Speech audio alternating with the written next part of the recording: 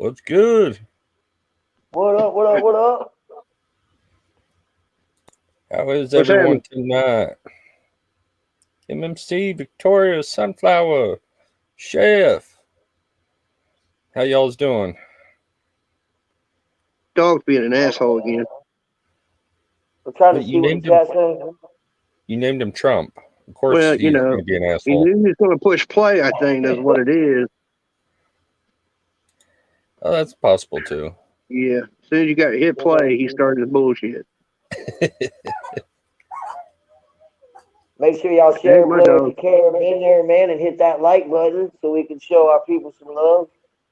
Heck yeah. I'm about to share this Oh, thing shit. out, y'all. Shit, we got the other co-host.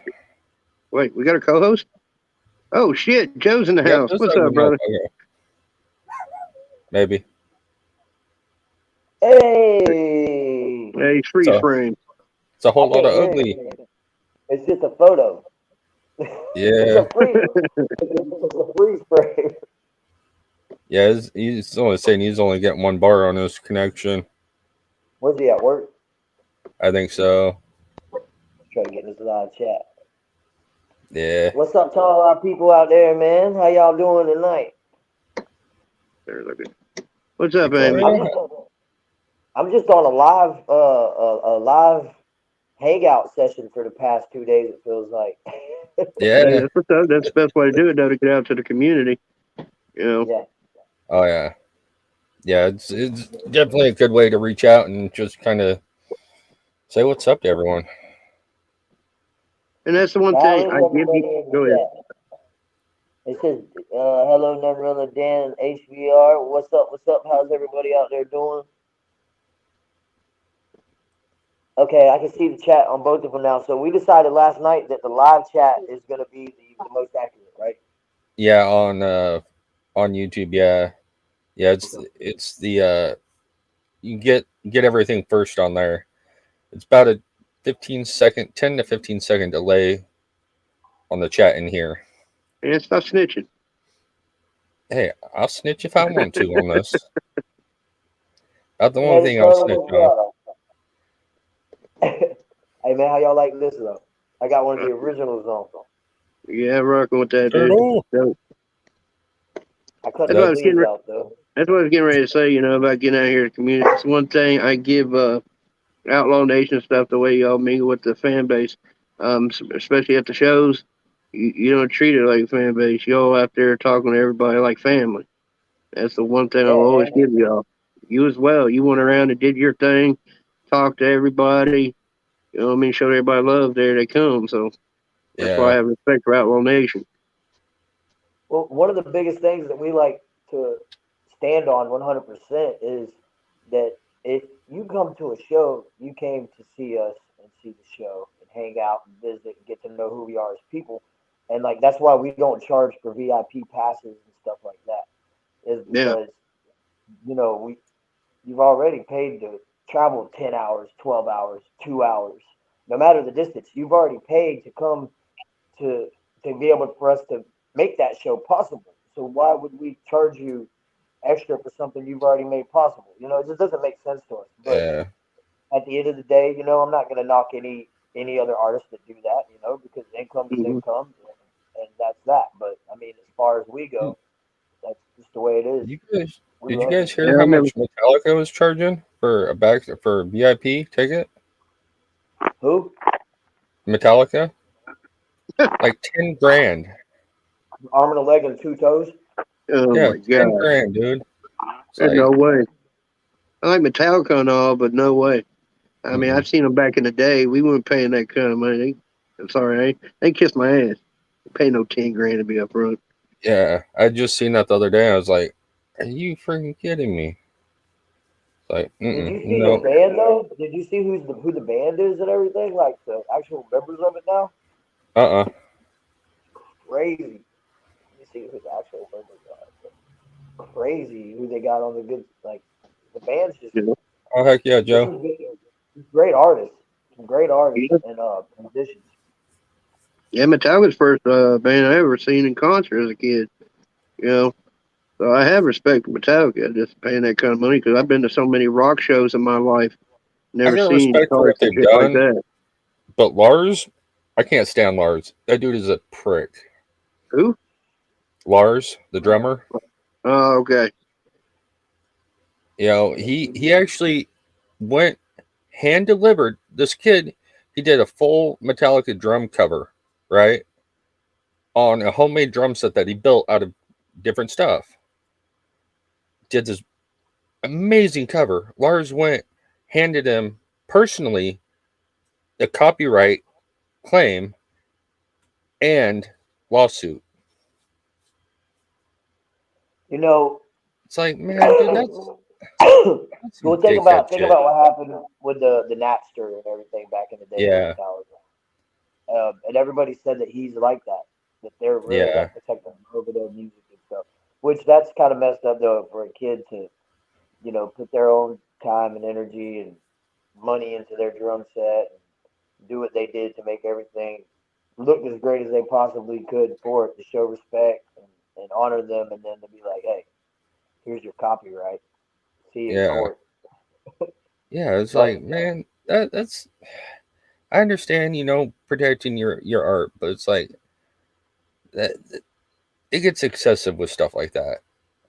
Like take pleasure in doing it, like handing that over and smiling. It's like you're a whole piece of ass for that. Miss Lucky Holly, what up? Charms. Amy Lynn, Victoria Smith, how's everybody in the chat doing? Who's Mumbles? Who they call Mumbles? Dan. Oh, that'd be me. Daniel, you're Mumbles? I mumbles. Why is that? Because when it gets super, super late, you start mumbling? Yeah. Sometimes I get tired and I get mumbly. Blah, blah, blah, blah, Sometimes. So, blah, blah. Sometimes. that's the way I get picked on. I mumbles. Loki, what up? Sunflower, what up? Low key, what up, brother? You guys, y'all could swing through and hang out with us. So Yeah, we just gonna chill and vibe, y'all, like random just talking and BSing as usual. Yeah, that's fine with me. uh, Occasionally someone probably get asked, but I'm just here to chill. yeah. Whatever you It's want to do always it. I'm fun. down for whatever. Yeah, I didn't come prepared. I don't got no rap sheet questions. Hey, I Yo, you talked got to a my rap wife sheet. about you got a rap sheet. So does Rilla. Rilla's got a rap sheet. There's nothing wrong with a rap sheet. Nah. I build your character. Yeah, it teaches you a lesson. Fact. Teaches you That's like don't do it again, or at least don't get caught doing it again. that's your list of shame. You know how like certain people get the walk of shame. You get your list of shame. You look at it, you're like, wow, I was an idiot. I can't believe I did that. Holy crap, was I really that young when I did that? Like, Yeah. it just shows how low your inhibitions were and the situations that you were in and stuff like Oh, that. fact. Fact. I mean, and everybody makes a dumb decision. It's all how you come back from it. Yeah. You continue down that path, or do you go, okay, I need to change something here, and then divert and take the other, fork in the road. We were talking about what was it the other day? We were talking about how like even with like hardships and stuff, it really doesn't matter what you go through or how you go through it. It's how you come out on the other end of it. Did you Yep. come back stronger, smarter, more understanding to the situation, so that way the next time it does arrive, you're able to keep it from being so complicated, and less stressed about it as well because you've already been through it. Yep. Exactly. You see that, Miss Lori?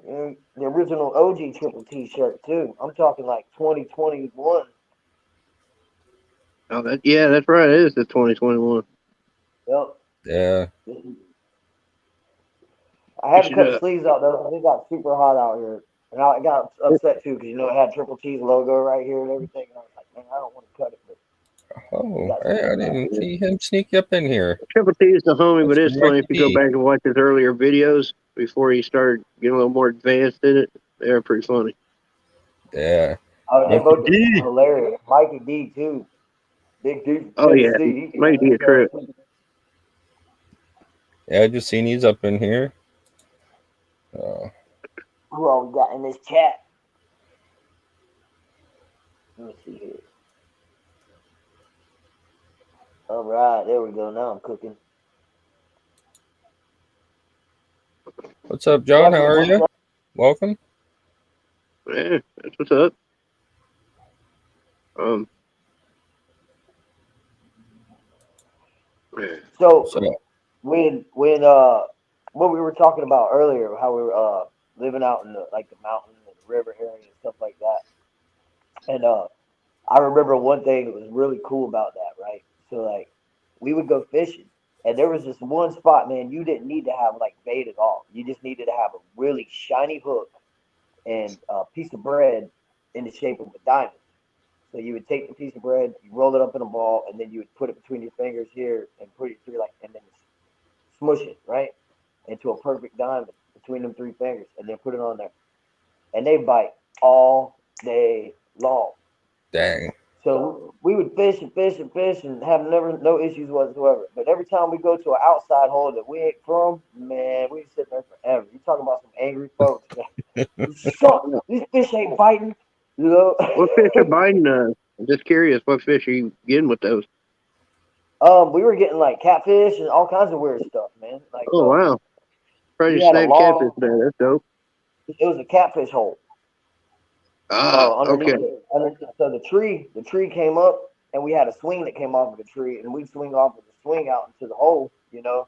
But underneath the tree and the root and the actual stump area where it would be a stump, you know, all in there, there was a hole that went in deeper, and that's where they were bedding at. It was all in Oh, there. wow. So they were just, everywhere. You just get hits left and right. But then you go anywhere else, man, and you really got to fish.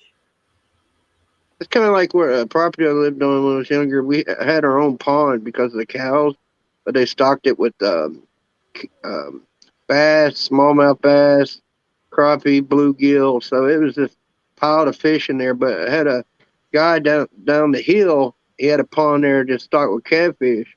That's all it was stocked with, catfish. And so we'd always go down there and ask him, hey, you let us fish this because nobody fishes it whatsoever. And we can just go down there and just pick them off because, like I said, nobody fishes it. Pick up some pretty good sized catfish out of that private pond. What's Did you up, catch and son? release or take back? It's almost like having your own pay lakes without paying.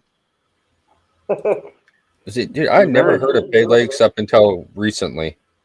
I First time I ever heard about a pay lake was like last 6 months. Never heard of Wow. it before. They big up in Ohio, pay lakes. But the Yeah, thing a is to friend of know an mine. inside man on a pay lake, right? Because they feed their fish. So when you go to the pay lake, and they just got done feeding the fish, you ain't catching shit. So it's nice to know the guy and know when he hasn't fed them damn things. Right, So, right. my friend's dad Exactly. knew the guy, so he'd always let us know when we could fish it or we'd actually catch some damn fish. Yeah. Yeah, I Oh, just I'm from Florida. I didn't even know that they had kingfish tournaments until like probably like 5 years ago. And I'm from Florida, and I oh didn't know wow. that they had kingfish tournaments. And like them things are, they make money off of those fish, man. I did not know that. Oh wow. Mikey D, who? Mikey D, which one? What Mikey D? Mikey D, Mikey D? Yep. 615, he's in here. Yeah. What's up, Mikey? Hey, Dogtown. What's up? Uh, Great to that's see like the everybody, lake I man. live on, Del Hollow here. We're big for the smallmouth bass. There's a fishing tournaments here every year on Del Hollow Lake for the smallmouth. It's supposed to have the record. I don't know how big it was, but it's supposed to hold the record for the largest smallmouth bass caught. Um, Excuse me. but it's got everything though: catfish, walleye, um, crappie. You can just go down the list. And when pain in the ass fish we really got here is the gar. It's a useless fish. It just kills Yeah. everything. Those things are Yeah, I ruthless was too. speaking of fish that's killing everything. What about the fish here in the Florida and everything? What is it that angle? What is that fish called? It's got all the spikes on it, and like it's basically taking over the ecosystem and everything. Like it's just eating all of the bottom feeders, food, and everything else. It's taking over the whole entire uh, ocean area. What the hell's the name of Wow. that fish? It's weird looking. I'm gonna have to look into that because I ain't too familiar with that one. I know Yeah. y'all had the Maybe problem somebody there in for a the chat. minute. Maybe somebody in the chat knows what it is. I Yeah. remember y'all had that state of emergency for the pythons. You know what I mean? Was destroying the Everglades. I know y'all had that problem. Yeah. I And haven't then heard too much about the fish. Fish that's taking over. Then y'all had that red algae problem too that about destroyed the Everglades. iguanas falling on people. Well, Iguanas. That sounds like typical. everybody gets exotic pets and just dumps them there in Florida. Oh, red tide. Yeah. I think it's Yeah. got a Red. lot to do with all the hurricanes too. When they hit the um, aquariums and when they hit the museums or any place like that has any type of spiders or anything like that, and a hurricane comes and it releases all that stuff and the water and Asian everything carp. just travels. Everything travels back and forth. What's it called? Asian carp. It's That's an what Chef. invasive. Asian carp. Invasive. Called an invasive fish. Is what they're calling it, and the name of it is a. I'm gonna see if he's right. What's up, Mike? All right, here it is. It's called the lionfish. Okay. Oh, okay. I know what fish you're talking about. Yeah. I had one in an aquarium. Yeah. Yeah, it's a Yeah. predatory fish. It's very poisonous too. We used to have one in our Yeah. They aquarium back are. in when I was younger. The Gulf of Florida. There's a $5,000 bounty on them in 2018. That means they've been brought into the ecosystem. They're not a natural fish here, so they don't have any Yep. natural predators, so they're going to mess it up. Yep. Well, it's And he like said the Asian carp. I hear you step on one, you're going to hate life. yeah. I heard it's very painful. So what's up, everybody in the chat? What do y'all want us to talk about? If we got down to the nitty gritty right now, just because we're vibing, what would you guys want to hear us talk about? You know what I'm saying? That's what I want to see because we can sit here all night and just sit here and do what we're doing. It's like being in the living room, passing one over. Oh yeah. They want to hear NoneRealA stories of his 4 days in the DMV. Hey, is it the same rule as you guys in your house as it is with ours? Or like if you come over and you visit, we're like, hey, you want something to drink? You give some, you give them the drink and the food. You show them the Oh, kitchen, absolutely. everything. And then the next You're time always they going to come have that Southern over, hospitality, man. You're going to offer someone to drink. Yeah, it's just a natural the thing next time they down come here. over, it's like, hey, I'm thirsty. You know where it is. No, I don't go. Well, I guess I say I don't go get it for them. I'm just like, yeah, go get you something to drink. You have Yeah. permission to get in my fridge or my cabinet. Yeah, you got full reign. Once you come over once and we're cool, you got full reign at that point. Go in there, Yeah, make you a sandwich, do whatever. It don't matter. I'm pretty unless you eat sure I my know last which one snake that was. cake and then we fighting. Amy Lynn said you need to wear helmets looking for Asian carp. Well, Why dang. were they like a brutal fighting fish or something? Like gonna jump out the water and ninja kick me? Because There's a they're possibility. Oh, It is an because Asian yeah, fish. they jump out of the water and yeah, yeah, they're known to knock people out and stuff. dang, that's crazy. Because I know barracudas were real bad about that back in the 80s and stuff like that. They jump right out the water and take a chunk out of somebody and go right back into it. Yeah. Now I think about it, I remember seeing a video about the Asian carp. They really do fly out of the water and hit people in the Yeah. head. Yeah, I mean, they that's just go crazy. nuts too. At one point, they just start flying everywhere. Yeah. They jump in a Amy full of also had freaking. this. Yeah.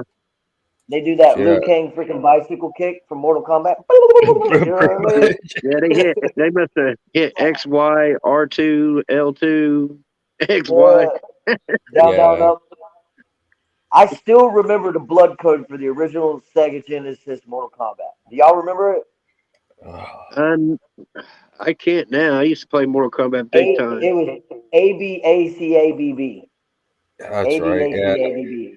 And it would get over here, and then the green blood would turn red. You're like, yeah, now it's time to put some shit up. I'm ready. All I know is I'm still undefeated with Scorpion. No one's been able to beat me. A Scorpion, Scorpion's awesome. never.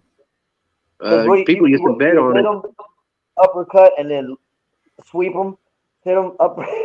He's doing that flying kick, keep popping to the fire and It looks spearing like them. they're glitching.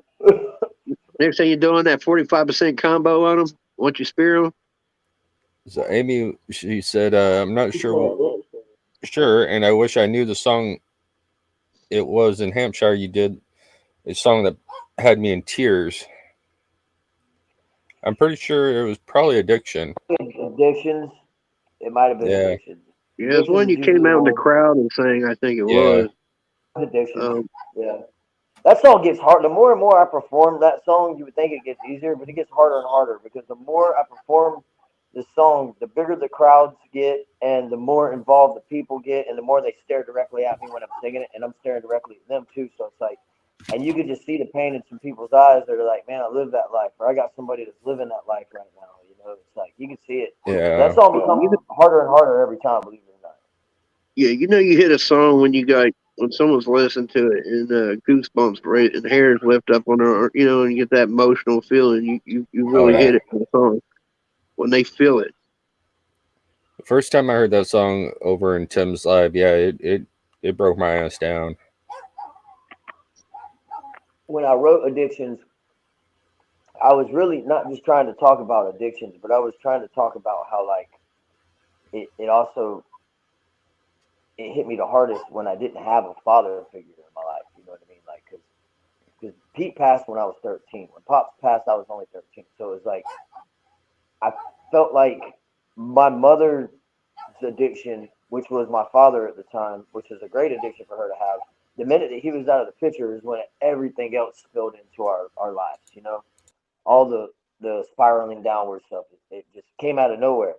And she was no longer in my life as much as she wanted to be. And she was a good mom. I'm not saying she wasn't a great mom, but she was so heartbroken that she didn't have her person anymore. You know what I mean? So she was trying to get away from everything that reminded her of Pops. Is the way I look at it. I didn't understand all this when I was younger, but it's the only way I can understand it now that I know what love is. You know. So and I think when she did that is when I got uh full reign of me taking advantage of what she had that was medication wise. You know what I mean? And that's really where the introduction to it all came in was, well, I ain't got to go nowhere to get it. I ain't got to be like some of my friends would be like, hey, can I get this? Can I get that? Spend money. I had it, so it was already readily available for me. And she just didn't know I knew where it was, and that's okay. You know, like it's all good. But that's how addictions all came around. It was just like, and then now that I got older and I wrote the song, it was like I should have left your ass a long time ago because I was lost beyond control. I hear you calling me, you know, because even now that I'm sober, I can still hear it, you know, because anybody that's an addict, once an addict, you're always an addict. Even in Yeah, recovery, you're still an addict. You're never not gonna be an addict because that's just the way it is. It's nothing to be ashamed of. Um, and every day you're in recovery. You know, it's the fact that you wake up and you're like, hey, this is another good day. I'm about to head out this front door and not even think about anything from my past because my future is all I got ahead of me right now. So that's really what addictions was about, you know, because when when I say, you know, he's probably up there right now looking down on me like, man, I can't believe you did that to yourself. But it's like, yo, even if you come down and you start yelling at me and you're like, you're an idiot. You're like, if I was here, you would have never done that. And I'd be like, I know, but can you just hold me? You know what I mean? Like, yeah, and so I think that's why Addiction is such a powerful song because it has so many different moments in it to where people can relate to it. Like, man, I really wish that person would come down. And I don't care if you yelled at me for freaking 10 minutes straight. Even if we had 12 minutes and you yelled at me for 11 minutes, if there was just a minute of you holding me, I would be good. And so that's basically what Addictions was, man. It's just knowing like that's the way life is.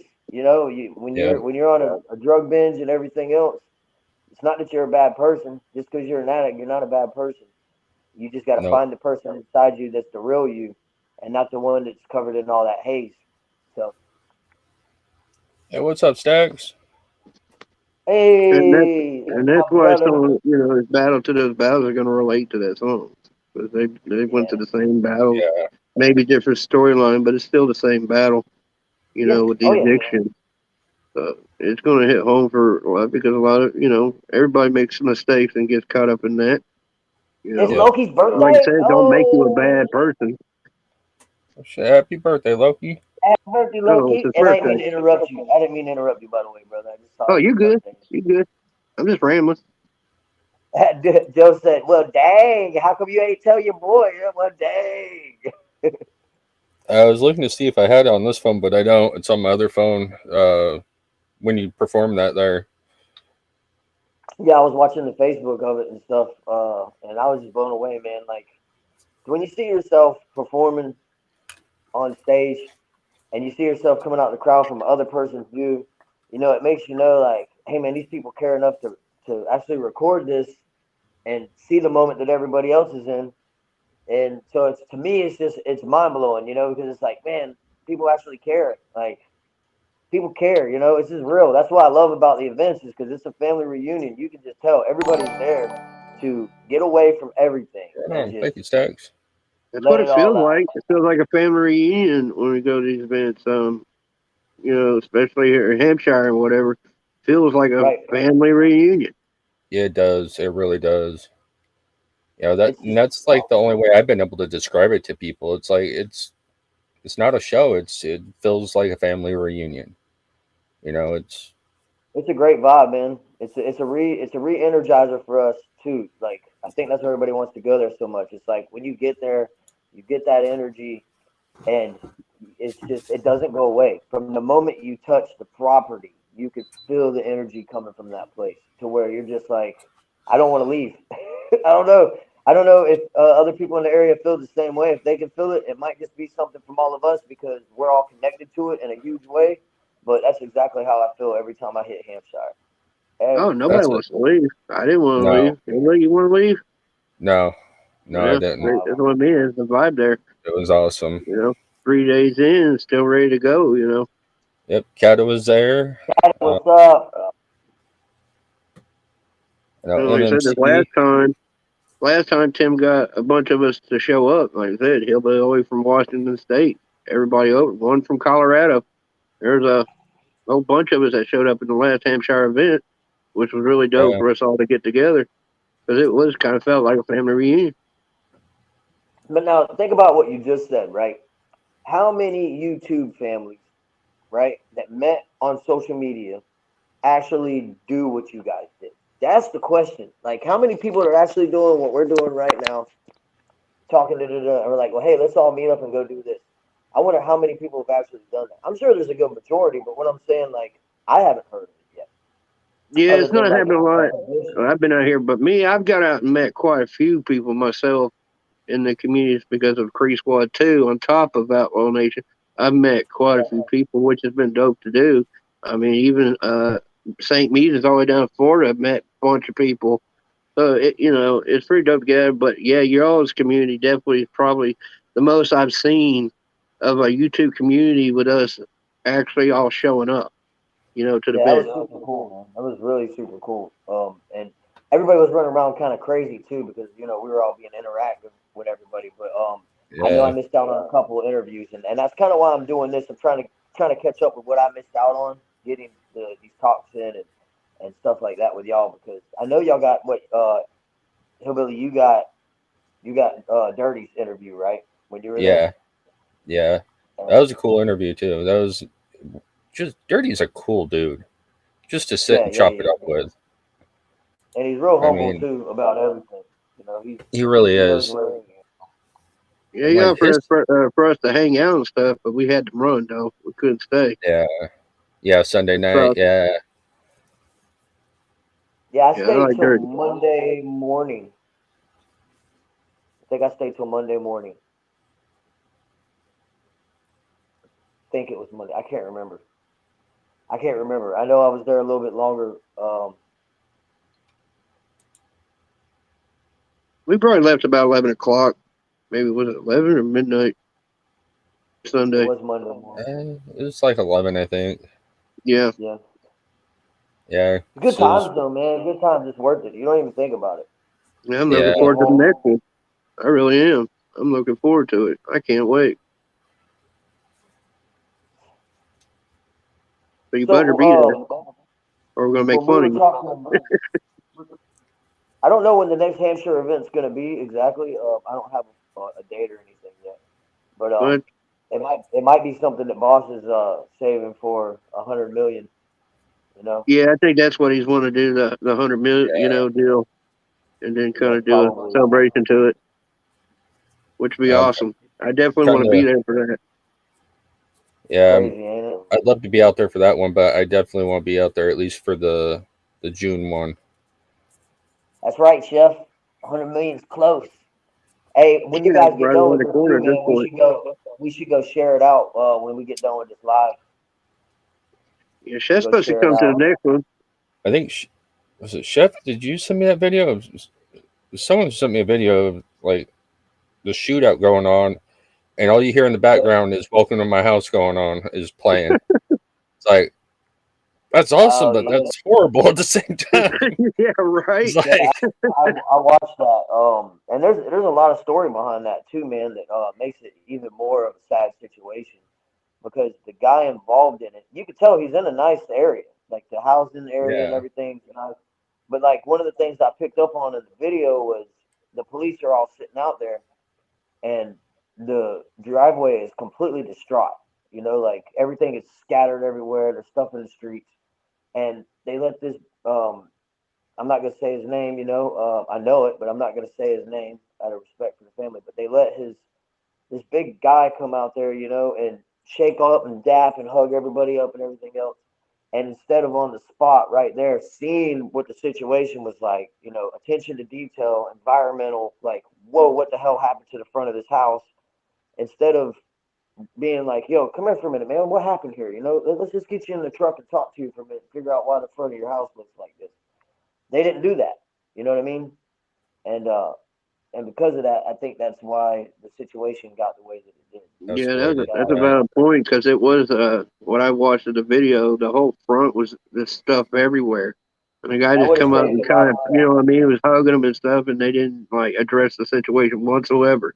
They let him walk back to his property and grab whatever was on the ground. I couldn't see, but they said guns or whatever.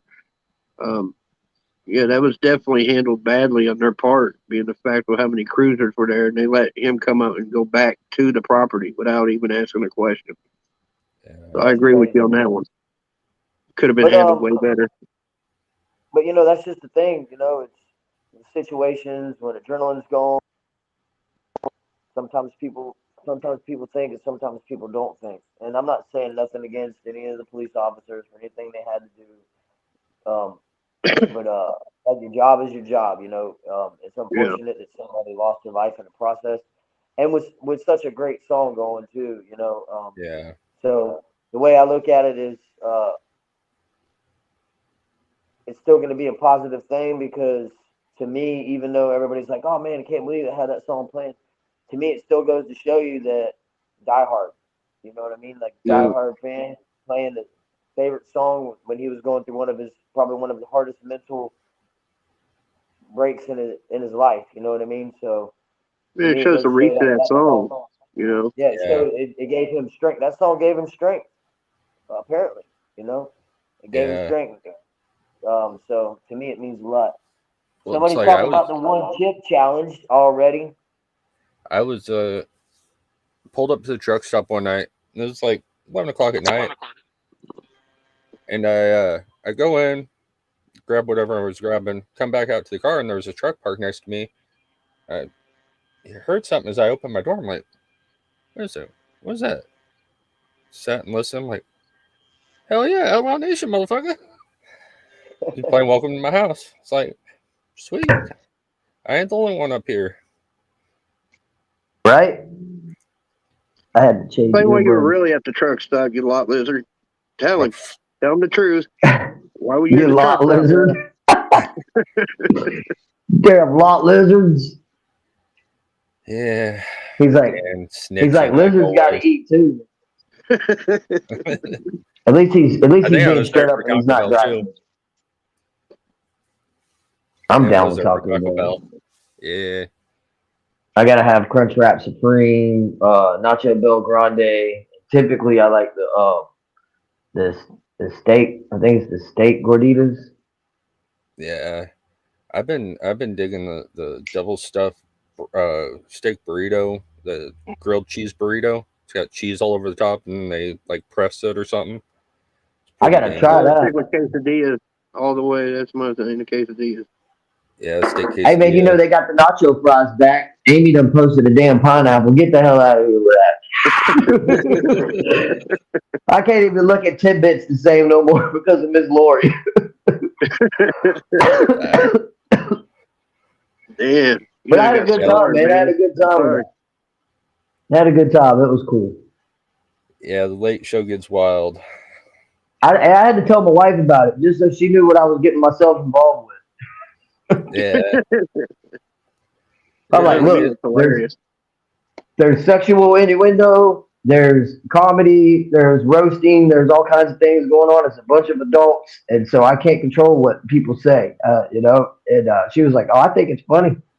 She thought it was cool. I told her to come through one night when we're doing it.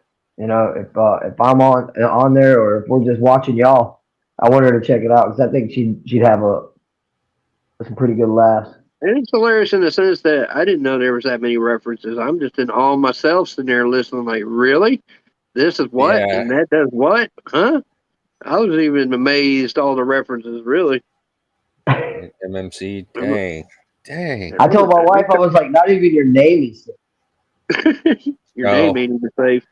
ain't nothing No, not safe Especially even my there. your name being I name is like safe. titties. I'm like, well, no shocker there.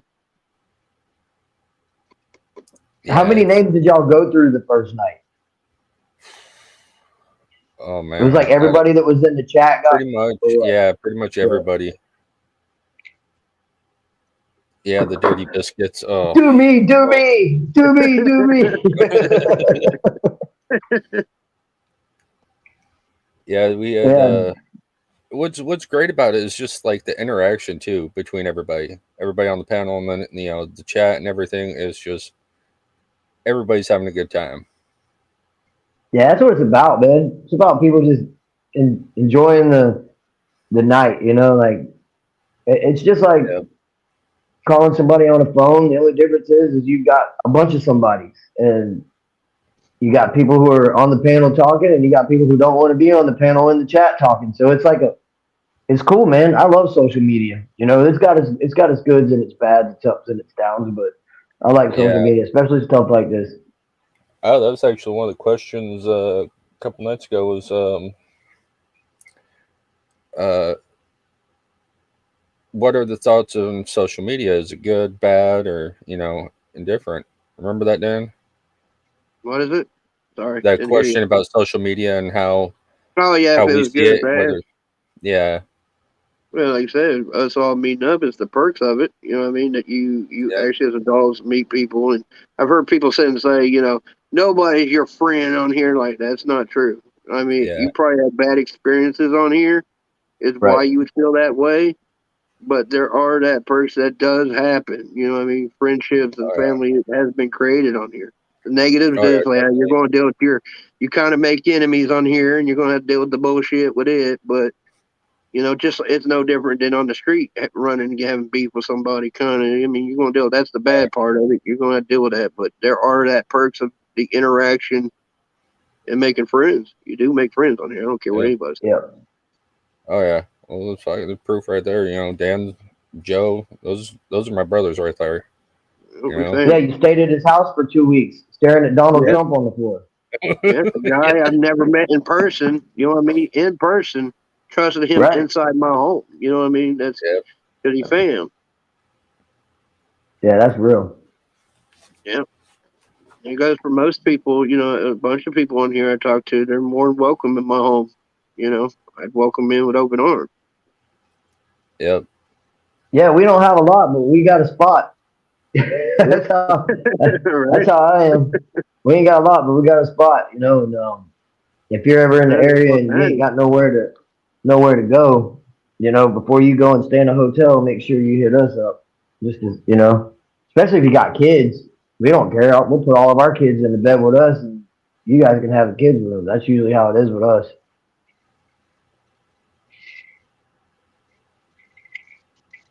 Can you hear me? I Okay. have not seen Joe's car hole, and I'd prefer not to see Joe's car hole.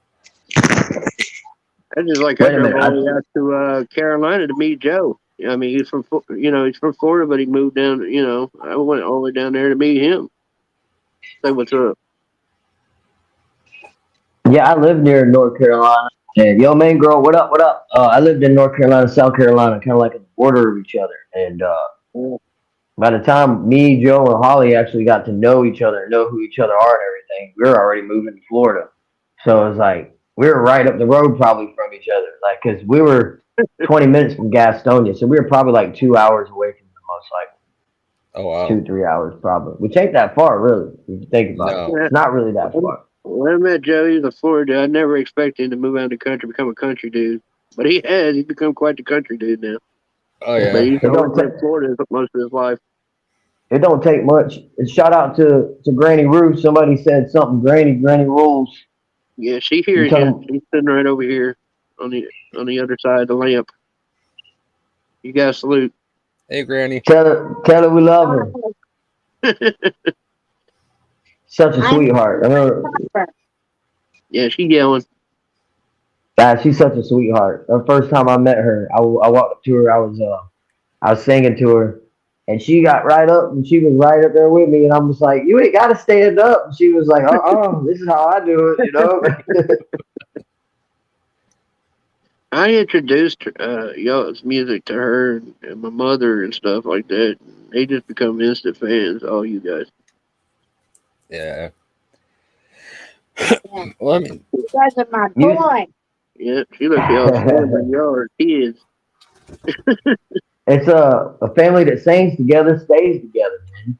Yep. You know? I feel kind of indebted that to Joe and, you know, the breeding Outlaw Nation forever, how they treated her. You know, I'm indebted to y'all. I mean, she's like my mother, so yeah. What y'all treated her and everything else? Yeah, I'm indebted. So that means something to me. I have a lot of respect for you guys. I really do. That's what family does, man. You know, even OG, we all say it all the time. We don't make friends, we make family. And as long as people are family back to us, then it's always going to be that way. You know, we don't go on social media and talk bad about people or anything. If anything, majority of the time, most of us are defending ourselves. You know, it's like, dang, I can't even make a post without somebody coming on here and making fun of me. Like this dude was asking me, he's like, what's your name? Cletus or Bocephus or something like that? And I was like, why would you ask a question like that? That makes no sense. Like, yeah, those are country names, tough country names. As well as one of them's I think a bull. I think there was wasn't there a bull named Bocephus too? What is it? So, sorry. I think there was Red Rock, Bocephus, I think, and I can't remember what his name was, but there was two big nasty bulls back in the day, and I know one of them was Red Rock, and another one might have been Bocephus or something like that. I can't remember. Maybe somebody in the chat might know. Oh no, I grew up in the country, so there was a lot of bulls that were assholes with some names. Some assholes. Cat 727 in the chat with everybody, man. Appreciate you coming here, brother. Kids, man, we had this one bull. He put his owner in the hospital. They had to put one of them rings in his nose to control him, you know. And he was just vicious as hell. And our game was jump across the fence and make it to the other side before he catches. Because guaranteed he's coming quick. And that's what we did for entertainment, knowing the fact that it could have went badly. You know, if he caught us, we were screwed. But that was our entertainment. Make it to the other side. Right. Good stuff. I had good times growing up like that. They better not let me catch them doing it. I remember it was we were probably about, let me see, it was about 14, maybe 15, and we were in Taylor, Florida, which is close to Georgia area. and so it's Northeast Florida, and it's in sticks in the ponds, and we're out there. It's like 11:30, 12 o'clock at night, and we're walking down this dirt road. The only light you got is the moonlight. You know what I'm talking about? That's all you got is that moon. And you're walking down this dirt road, and you can see the dirt, and the only light that really the dirt has is like that bluish hue to it. So you're just kind of following it. All of a sudden, we hear a snap in the woods. There's like 4 or 5 of us. It's me and all my cousins. You hear a snap in the woods. And that snap sound loud as hell at that time of night, as quiet as it is in the woods. And the girls were like, "What was that?" And we were like, "I don't know. It could be a hog. It could be anything." And my cousin was like, "It's probably a wildcat." And they were like, "Wildcat or bobcat?" And they're like, "No, there ain't no wildcats and bobcats out here." We were like, "Yeah, the hell there is. What are you talking about? This is freaking woods, man. Yeah, there is." And man, them girls took off so quick. They was gone. And yeah, because your mind wanders, man. Especially at night like that, you hear something snap, your mind instantly starts to wonder. The worst possibilities instantly. Like what is it? I've been out in the woods with them, like them helmets they wear with the big lights on them. They use for mining and stuff. And we go out there, and you be laying there in the dark, dude. And next thing you know, you hear the mountain lions during mating season. They're just screaming through the woods. You don't know exactly where they are, but you're like, yeah, I don't want to interrupt that sexapade. Walk up on them. right. But yeah, you just sit there. It put chills to you. Listen to them screaming, and it's just bouncing off the trees. At night, you can't see none. It's pitch black. You're just sitting there like, man, I hope it ain't a hog. I'd rather face a damn wildcat than a hog. Oh yeah. I've never had to deal with wild hogs. I wouldn't want to run up on one. For damn sure. I ain't got no shotgun. I'm getting jacked up by a hog. Them things, I ain't going out in the woods without a gun. I've heard that. Because we had the bear too, so I never, even as a youngster, never went out in the woods without a firearm. I will not be caught slipping. That's the one thing I learned, a couple years back. Humans are the only thing on the planet that do not have natural defenses. No, that's not true. I can claw a bear's face off. What are you talking about? What they say with a bear, what you're supposed to do is make yourself bigger than what you really are, and kind of like, you know what I mean? Like kind of make a noise that intimidates the bear and makes them want to run. But I'm sorry, man. That don't always work, man. Hell no, that's what I'm saying. You got this big ass 600-pound grizzly bear staring at you like you're gonna be my fucking bitch boy. You're my dinner tonight. No, man, I'm running, and the problem is they can climb trees. Oh yeah. And that's the thing with that whole laying dead shit. Like you out of your damn mind. You think I'm gonna lay there and play dead? Fact. I'm gonna fight because they're gonna eat you one way or another. They're gonna come back and rip you another. What movie was that? Was that Without a Paddle? Where he says play dead and the bear picks him up and carries him by the back. Just starts slapping. Yeah. Yeah, that's great. It thinks it's her cub. It's her cub. That's what it was. She thought it was her cub. Yeah. Dude, that's the worst case scenario right there. Walking up on, some cubs. You better off just. Well, he crapped on himself. Cubs. He got so scared he crapped on himself, is what it was. And the bear was like smelling his butt and could smell the poop. So it was like, you must be one of my babies. Fact. No, I ain't gonna hate on him for crapping his pants. I'm really not gonna hate on him. I don't blame him for shitting himself. I mean, yeah, it's a bear, man. I'm sorry. I've seen what the paws on those things, and it's just like, no, I'm good. You be out there in the snow and you come across a track and you're like, look at it and see how fresh it is. Like, yeah, I'm going the other direction. Yeah, I'm good. Follow that track. Like a few years ago, when I figured out, hey, humans, we don't have natural defenses for anything. We don't have claws, we don't have teeth, none of that. So went up to the campgrounds about 5 miles up the road from me. And we're up there with friends just hanging out for the night. It was later in the year, so I think it was like October. We're up there. So the campground's been pretty much cleared out for about a month.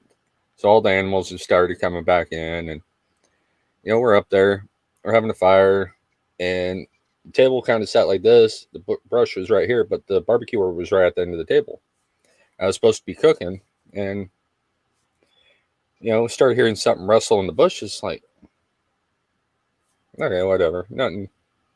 Not worried about it. Probably raccoon or something going through the brush. They sound bigger than they are when they're cutting through the brush and shit. Right.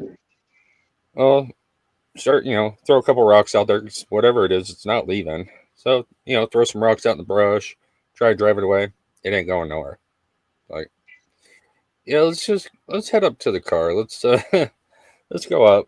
And It's like I'm throwing a rock back at you. You keep throwing rocks at me. yeah. So the ex girl, she's going up behind me. I have her facing the car. I'm walking backwards up the hill, and get about halfway up the hill, and that's when my light hits the eyes in the clearing that was just right outside the camp site. And the eyes were about 6 to 8 inches apart. It was a big old mountain lion, big old cougar. Bugging, like, get to the car now. So she gets in the car, Yeah. I get up there, we take off for the night, come back the next day. Well, when she was getting in the car, she had a brand new thing of makeup that was still in the package. It had fallen out of her pocket. Well, the cougar had walked up to where our car sat, put its paw on it, and retracted its claws. So there was claw marks all the way in this plastic, everything, through the cardboard. It's like, It was like, this is a warning. It probably clawed into it to see if it was food, and when it smelled it, it was like, that's not food. It left it. Oh yeah, pissed all over our chairs, everything that was still down there. It's like, motherfucker.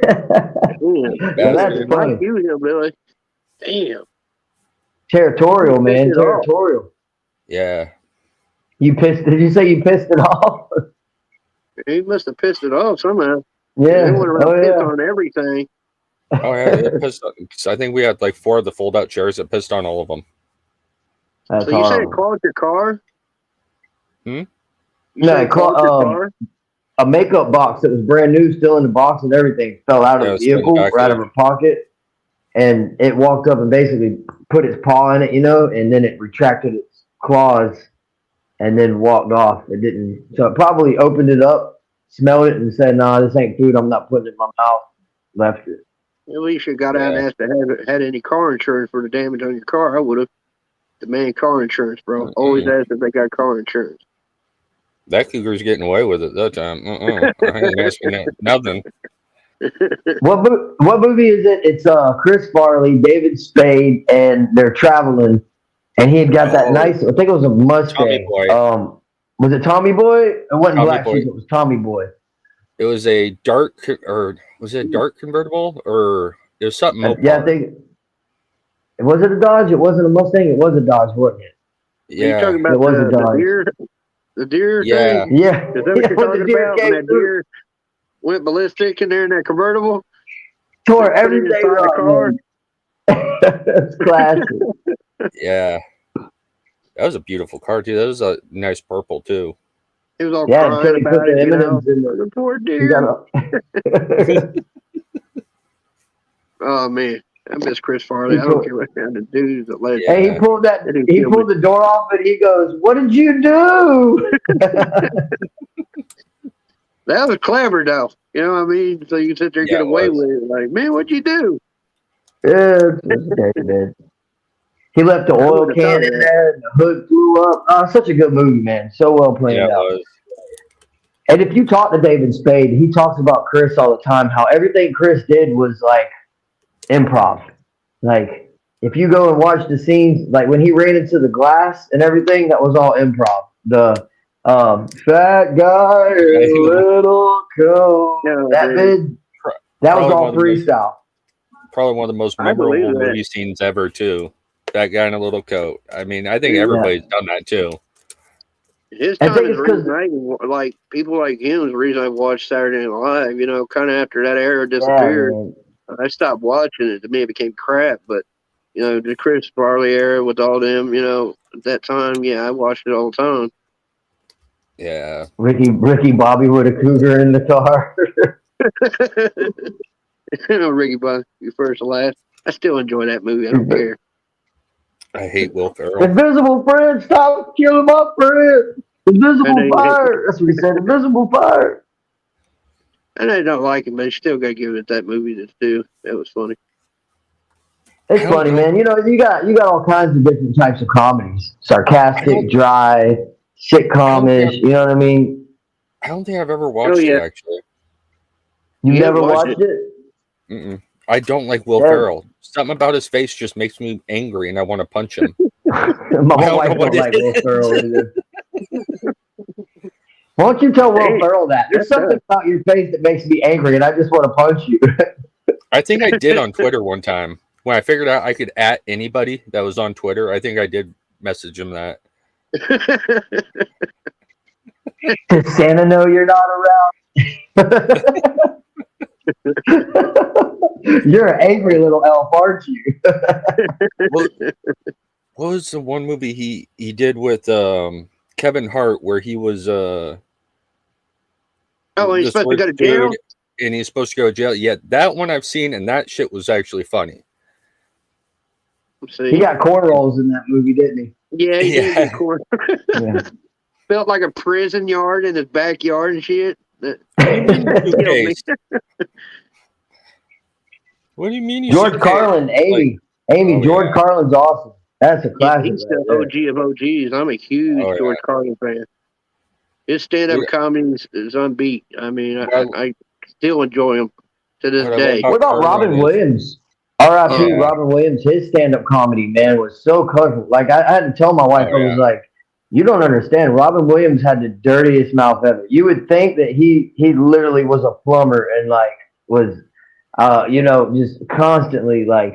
His mouth was mother effer, you know, all of them back then too. Definitely different than his movies. You know, his movies he didn't do that. Yeah. But I got an idea for a fucking sport. He go vulgar.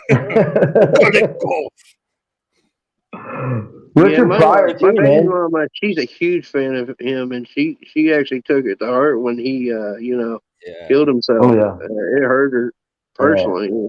She was such a huge Robin Williams fan. My favorite movie is good guy. Bob Saget had a filthy mouth, and people didn't realize that. Oh yeah. Well, you know, that's where these guys come from. They come from the rough sitcom stand-up comedy life, and somebody's like, "Hey, man, you're really good at this. You know, have you ever thought of maybe being in a show? Have you ever thought of, you know?" So if you look at like one of Jim Carrey's first movies, if you remember, Never Been Bitten or Bitten, what was it, Bitten Twice or First? You know what I'm talking about? Where he was with the vampire. Yeah. That was one of Jim Carrey's first films. I think it was like Never Been I know Bitten. which movie you're talking about with Jim Carrey. Yeah, he's young in that. Yeah, it was one of his first films. And then what was it? He says he's full of shit now. Damn, Granny. He did a horror movie too, like a suspenseful 13 type movie. or 23 yeah, or 23, like 23, yeah, 23. That was a good movie. And then Robin Williams, you never think Robin Williams would do a dark movie, but he did, what was it, 48 Hours or something like that? Yeah, that photo, or whatever, photo or something like that. Yeah, that was a damn good movie, man. Turned out to be a stalker. It was a really good one. Yeah, when I watched that, I thought it was a documentary about hillbilly, but you know. Oh. This is what I put up with every day, all day long. I got to put up with this crap. What? I thought it was a documentary about you. Don't hate on me. I think Mike just mentioned Fire Marshal Bill. That was one of my favorites, man. Yeah, my favorite. Let me show you something. Yeah, that character play. They could have made a movie about that character. I swear they could have. They should have made a movie I would have went to the theaters at that time to go see it if they made, because that was one of my favorite characters of the series. You know, that comedy was Fire Marshal Bill. Yeah, he killed me with that role. Don't play that. Oh man. Oh, homie, don't play. Let me show you something. Yeah, just in living color. Period. In that time period was just. That was what was it? Mad TV. Weekly ritual. That was in living color. Okay. That was in living color. Yeah, BET.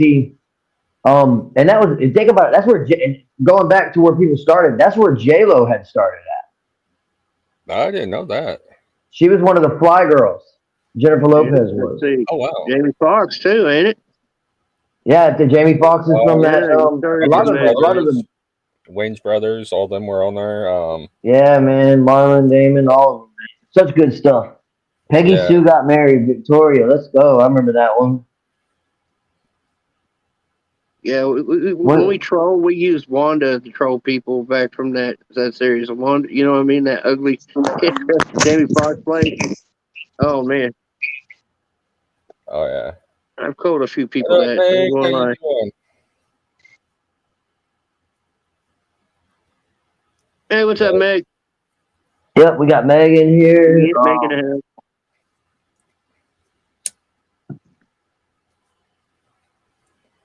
I'll be right back, but I'm sure Hillbilly can hold it down. Oh. No, it's cool. I was gonna say something smart. Homie the clown. Chef, right now. Chef, homie the clown. Let's go. Homie the clown. He's like, little boy, what you want for Christmas? I want to be an astronaut. And so I want to get a, what was it he said? I want to, gosh dang it, what did he say he wanted? I can't remember. He's like, I want to see stars. And he was like, come here. He's like, oh, he put the box over his head. Sock? He smacked him with a sock. He that star past the stomach, you always block him over the head. Oh, you seeing stars now? Yeah, good. Hope you don't play that. That's a great kind of comedy. Could that stuff exist today? No. No. No, I don't think it could. Two people are too sensitive now. They get butthurt about everything. So it's like you couldn't have that comedy. I remember taking this big old sock, stuffing, a couple socks in the end of it, and then walking up behind people, just hitting them with it. Homie, don't play that. Dude, you couldn't do that now. You get assault charges brought on you. Yeah, it's crazy, man. We had great times, man. Oh, yeah. Lawn darts? TV was better. I still love my Married with Children. That is always legendary in comedy. Yeah, Al Bundy, by God. Yep. He's an OG. I'm telling you. In that shoe store, where he said those women was just like trolling of trolls, I know that shit couldn't fly today. No. For a fact. They'd had that shit shut down the first episode. You remember the the football episode where he was a security guard? Yeah. And the other guy was a security guard, I think. And they had faced each other in high school football or whatever. And he was like, well, we can make up for it now. And they lined up for it and everything.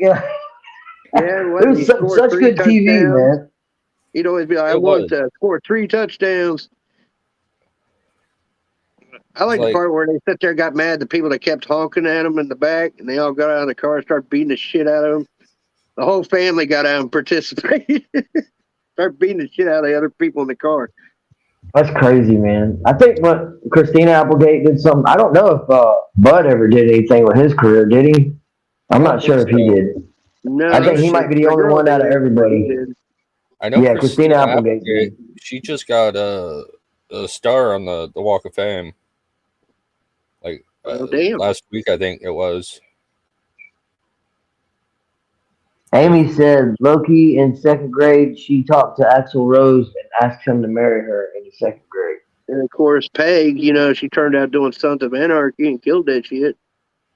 All right, so I'm guilty of that. I still haven't watched Sons of Anarchy. Bro, you have to go watch that series, man. I'm telling you will not be disappointed. Still haven't. I know that's what everybody's saying.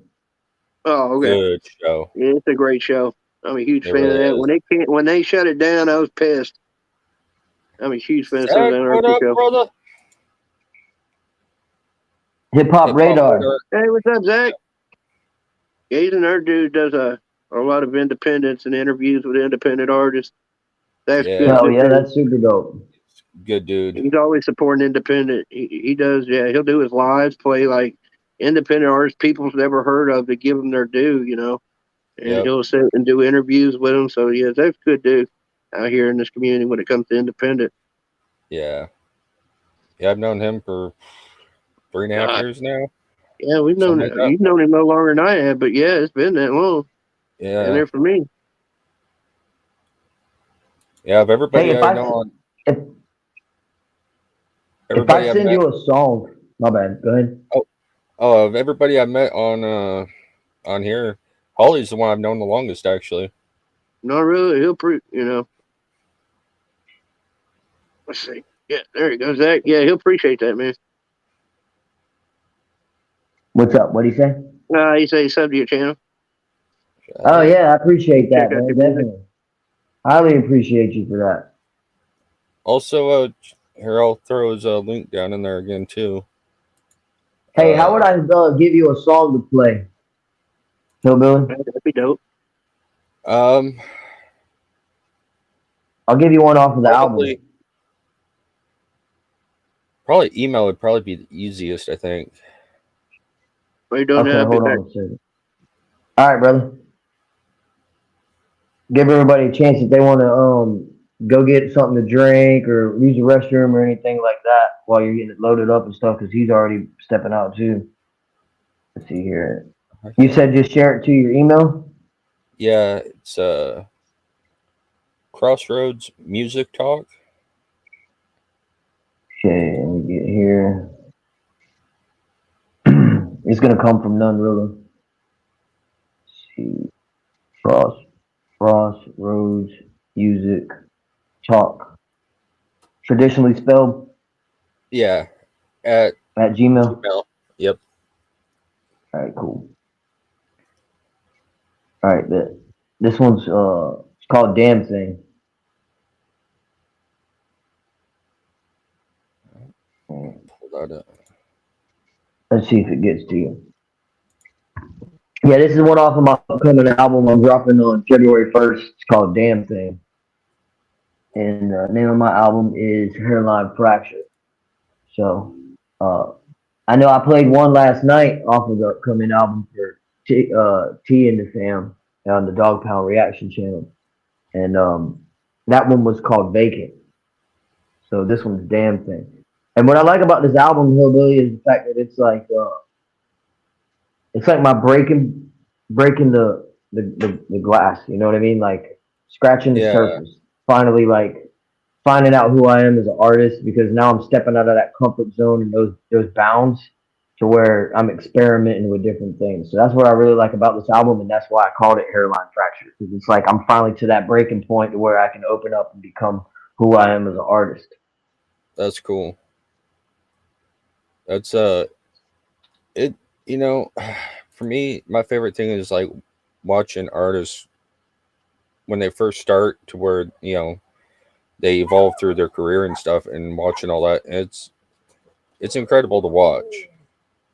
Yeah, it is, man. It's like we've got a friend in our circle that we know real well, and he's been rocking with everybody before I even got in the picture. And he's like, man, I can't wait till everybody is like super out there. And one day somebody's like, hey, you know who this is? You know who that is? Like, yeah, I do.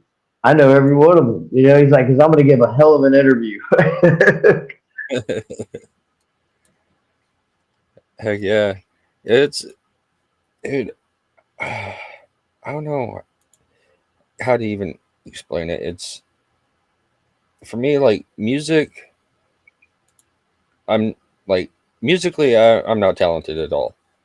Like, my ears are so screwed up, I can't hear tones right. So it's not that you're not talented. It's just that you have a hearing problem. Yeah, but like mixing, I can mix okay. I'm still, of course, I'm still learning on that. That takes a lot. It's a lot to mix. It really is a lot to learn, especially if you haven't ever done it and then you just come into it. There's a lot to learn with it. Yeah. And, but with my hearing being the way it is, I hear things so uniquely in different tones, so differently, that I'm actually able to mix, I think, decently. Most people have been pretty happy with what I've done and stuff. Like Tim and Joe's song, I mixed that one. Tim's vocals needed to come up in the mix more, but they didn't turn out too bad. Yeah, I was telling Tim about that. So, or was I talking to him about the other one? I think I might have been talking to him about War Manifesto. Yeah, or is that the same one? That is it. Yep. Yeah. Yeah, and I told him too. I was like, if you're somebody that's never rapped before, you know what I mean? Like, never actually rapped. Like, I think he did real well, man. Like, I think Oh he did yeah, real well. oh yeah. I thought he did a really good job on that. That was a great beat too. That was a great beat. I keep telling uh everyone, you know, because I am gonna do a song with Jacksonville Joe, but I want it to be his actual show song. But when his show starts, that song's playing. And by the time the end of his show's intro is, it's the end of his verse, and it goes right into "What's up, it's Joe." You know what I mean? He does a little intro piece or Oh, that's whatever. what's up. I think it'll be dope. Open it up with a dope hook, you know, on a banging song, and then have him or not freestyle, but rap talking about his show and what you can expect from it. And then at the end of it, boom, it comes in, and bam, it's his show. I think that'll be super dope, and I would love to be a part of that. So I want to think share dope to those. see two working together. Period. You know. I think it's Appreciate dope. you, Victoria. When I share this, we'll end up having to mute because it'll end up causing an echo. Hip hop, yeah, no problem. I understand. We're mute. Only way to do it is to share the entire screen. So this song is completely different, y'all. It's called "Damn Thing." It's more of a southern rock type vibe than it is rap, but I think you guys are gonna like it a lot. And it's off my upcoming album, Hairline Fracture. So without further ado, Hillbilly, run it. Yeah, let's go. Oh, it's loading up. There we go.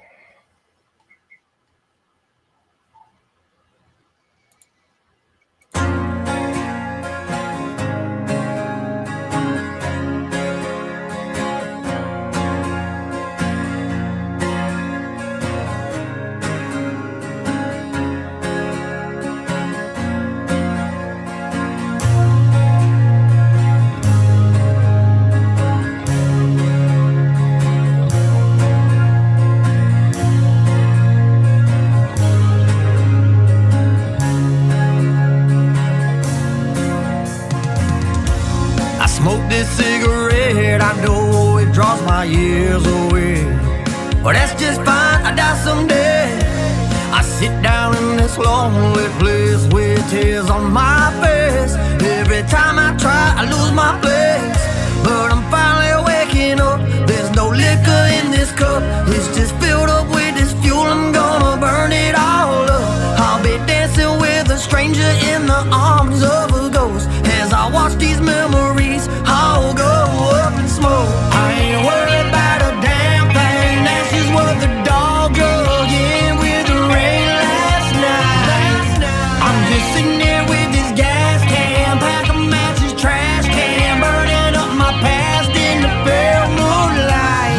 They love and sweeping all this dust and broken glass under the rug. I ain't worried about a damn thing. They love and sweeping all this dust and broken glass under the rug. I ain't worried about a damn thing. Still smell it in the air, that sin, but now that pillows in flames. I felt just like I died that day. There's nowhere I can erase it all as long as my heart beats. Cause it ain't with me, it's been gone for days. It's not easy waking up, I keep praying with no luck. I just hope this change in me is worth the heartache I have done. I'm left dancing with a stranger in the arms of a ghost. One day if their memories will help me fix this broken home. I ain't worried about a damn thing, that's just what the dog drug in with the rain last night. I'm just sitting there with this gas can, pack of matches, trash can, burning up my past in the bed.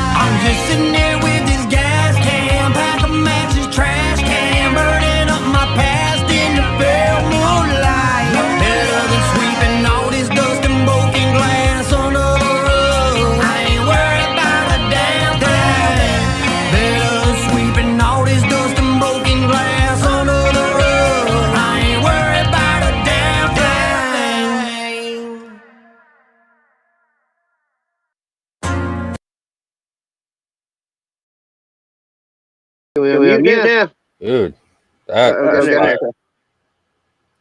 Oh, let me get the screen capture down. There we go.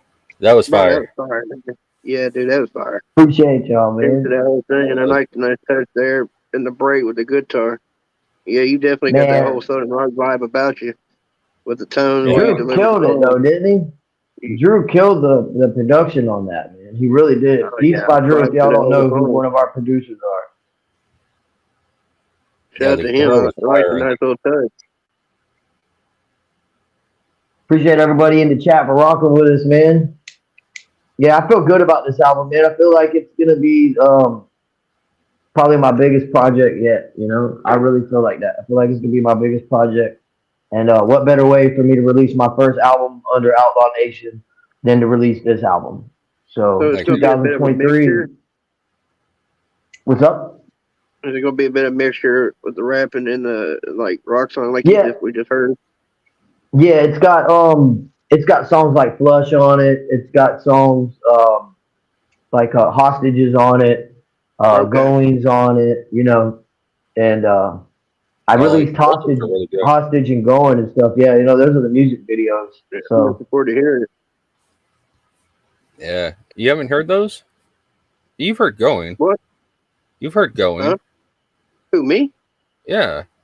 Yeah, I've heard it. I know the songs you talk about. Okay. I said I'm looking forward to hearing the whole album. Oh. yeah, Yeah, I've the heard those album's songs. got Every time he songs on drops, it I hear there. every song he drops. Bugging. We're trying to Yeah. remind you off the chain tonight. Oh, that's what Thanks for the grandchild. You know It is me, I'm a difficult. YouTube independent artist junkie out here. I'm Oh, always yeah. listening to independents. And what's great is if you were actually signed to an actual label and you know, for hip hop, you took this to them, they'd be like, "Oh, hell no," you know. Yeah, That's they wouldn't respect it. That's what's great about the independent scene is you guys are free to do what you want with your art and just put it out. And the you know, our fan base leadership here- too, go ahead. our leadership, they don't force us to make music the way they want us to make music either, you know, like Jesse and Boss, they're not like, really, you're going to do a song like this and we want it done on this date. And you know what I mean? They don't do that. They give us the full reign of being who we are and putting things at our own time limit. And they don't let us put ourselves, you know, in a position to where we feel like we can't do what we want to do either, you know. And if you were with one of the big name labels out there that control everything, then you have no freedom whatsoever. It's what they want and that's it.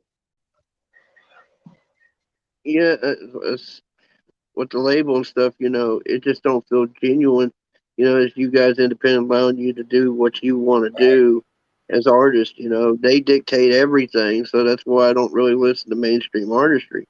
You know, it's like they dictate what's being put, not really. It's their soul out in their music at that point. You know, so that's why I always stick with the independence. You doing it and you being the freedom to do it is your freedom of expression. How you feel in your music, which, you know, as an artist, as we listen, we're going to feel that, you know, in the song. And so that's why I always rock independent. Oh Always. man, we got this hobo looking ass right here up in here. Man, who let you in? Who you talking about? Oh, it's Joe. John Deere Green. My Cash App is let me borrow $1. Hit your boy up. You need $1, man. Oh, I got 2 cents. I got 2 cents. That's it, Joe. 2 cents. It stacks up. Makes you a rich man. It stacks up. Literally, you can put 2 cents on top of 2 cents on top of 2 cents. What you doing, So Joe? what's up, bro? I just got off work, you know, chilling. Hey, Hell yeah. Just got The grind is over and the new grind begins. Oh yeah, time to chill out now. Kick back. Let me borrow $1. You got a long ride to get home or what? Nah, I ain't far at all. I'm about to pick up Holly in a minute, and then we'll be out. Well, then about 30, 45 minutes, but we'll be out. Hell yeah. Somebody gives you Yeah. a buck. Yeah, this is about to turn into a fundraiser. If you donate a penny right now, we can get to that dollar. You know what's crazy though? If you ask everybody to donate a penny, by the time that the video hit a week old, you would probably have that $100. Oh yeah. You're like, man, I'm just gonna donate $1. You know how hard it is to donate a penny? You just take $1. That man, yeah, and pay better than YouTube too. That's for sure. YouTube pays. They're supposed to, I think. Some people. They I used to heard that was an be. urban legend and shit. Yeah, I've noticed a lot of people have told me too. Like it's real easy to lose monetization with YouTube. You know, so it's like you have to once you get there, you got to follow all their guidelines. Oh yeah. Well, I know right now Rumble is working right now with small groups, you know, to be able to pay people for their videos like YouTube. You know, they're not going to do big corporate sponsors like Pepsi and all them who dictate what's done. So they're working at right now to be the next platform to challenge YouTube. But they're doing a lot of small companies so they can pay your videos. So try to get everybody to come over to Rumble. Yeah. So hopefully, you know, they succeed, especially they're more of a free speech platform and tell everybody to kiss their ass. Well, They've been telling people to kiss their ass. I guess that's what Elon's trying to do with Twitter too. Is he's trying to turn that into more of a YouTube style platform, but open to free speech. Yeah, where you know, what I mean, you're more be open and you get paid for your videos, just like YouTube. And he said a lot better than anything YouTube would see. You know, as far as payments. I wish them the best of luck on that, where y'all can start going there instead of here if they're not going to pay and rip everybody off and then say what you can and can't say. Yeah. Yeah, I was on Clapper for a little while, but like I did like one of those duet videos and roasted this cat, and they mobbed up on me because I ain't know. We're going to hear about how Joe caught the clap. Everybody, tell them the story, Joe. What's happening? Tell us how you caught the clap, bro. All right, so clap on, clap off. It was a long time ago. Oh man, Dan, I gotta hit you up after this, Dan. I just heard some shit you probably already heard about, but I'll hit you up later.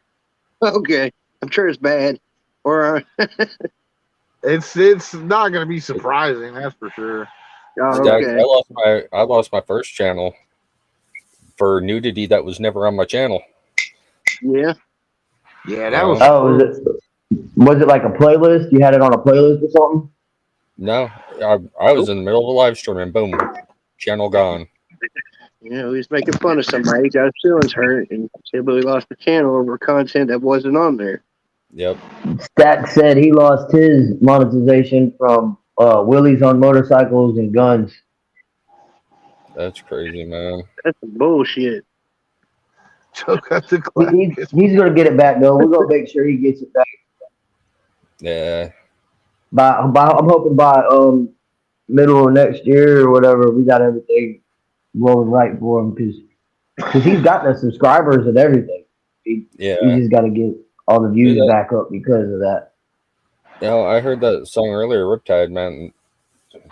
I like that track. Caught up in that Riptide. Hey. Man, wait till you hear his new stuff he's getting ready to drop. Did you hear? Matter of fact, did you hear? Since Stax is in here, have you heard "Hate Me" yet? Mm-mm. So, what can you play? Can you just play links? All right. Well, I got his channel pulled up too right now. You might have to do the topic for "Hate Me," or no. He should have it as a lyric video. Yeah. All right, so y'all, this is my brother. He's in the chat, Stack727. If you go to his channel, you'll be able to see. And this is real quick before we play this. If you go to his channel, you'll be able to see back in the day when we first started touring and stuff. Because Stax is a huge vlogger, so we got vlogs and videos when we first started touring together and doing shows. That when we met Hard Target and everybody else. And I mean, his channel is cool, man. It's way more inviting than mine is. But yeah, Hate Me is with Hard Target. And you guys, I really want you to check this song out. I love this song. It's got really two dope artists on it. And make sure you subscribe to Stacks and go check out a lot of his music videos because you're gonna find Mirrors. That's me and him. Hell's Gates, you know. And I'm just blessed to have my brother in the chat rocking with all of us right now. So I'll get without the link further to ado, whatever, and I'll check out his channel. See what's up. I follow Hard Target he's too, good. so He's good people too, man. He's good people. He's just like we are. He's family oriented, got a people. family. I follow He's good doing it. people. I'm a character kind of guy, you know what I mean? It's got to be someone with character. If I see anything snaky somebody, I don't follow. But yeah, you're a real one, I'll follow you. Okay, let's check this out. I'm gonna mute it, y'all.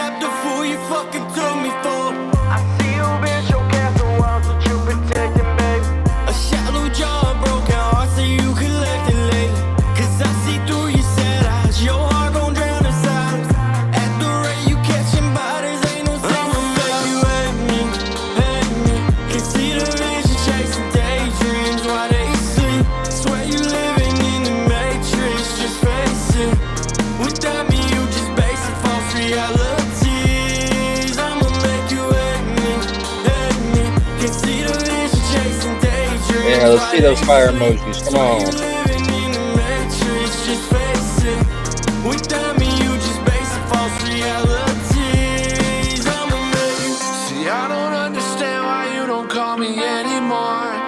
I'm drowning on the shore. I can't help but feel like I'm sorry for the things I never said.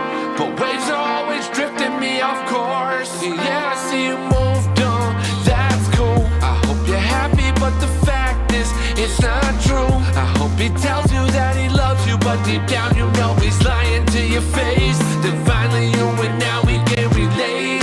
Cause I'ma make you hate me, hate me. Can see the vision chasing daydreams while they sleep. Swear you living in the matrix, just face it. Without me you just basic false realities. I'ma make you hate me, hate me.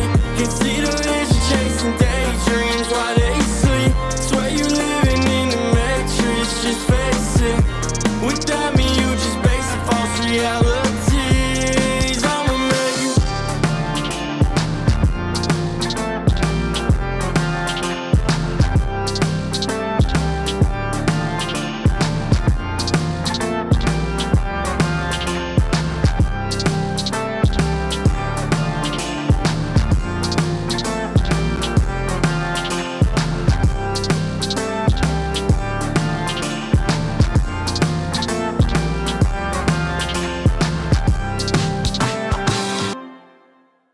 Let's go.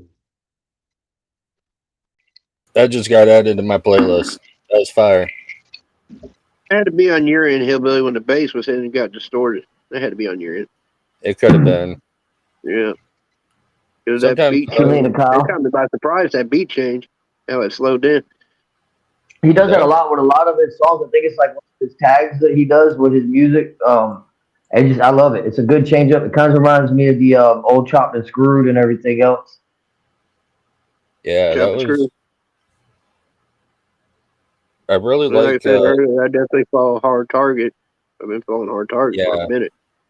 Yeah, I've been Target's following dope, bro. Target since Racket County or Country or Racket County albums. Yeah, with, he's super dope. Yeah, I kind of follow the genre pretty heavy in this specific genre. Anybody that's in the Florida area, we're gonna be at the Stockyard. I'm trying to get Rocky Dowdy to pull up with me. But we're probably gonna be at the Stockyard with Hard Target, Relax, and the Trailer Made family, and everybody's gonna be there. So that's in Florida. I can't think of the exact name of the. Hold on a second. Let me get the flyer for you. Trailer Made. Let's see That's Hard Target and everybody. Yeah. Yeah, they just put out a song, didn't they? A video? Yeah, they put out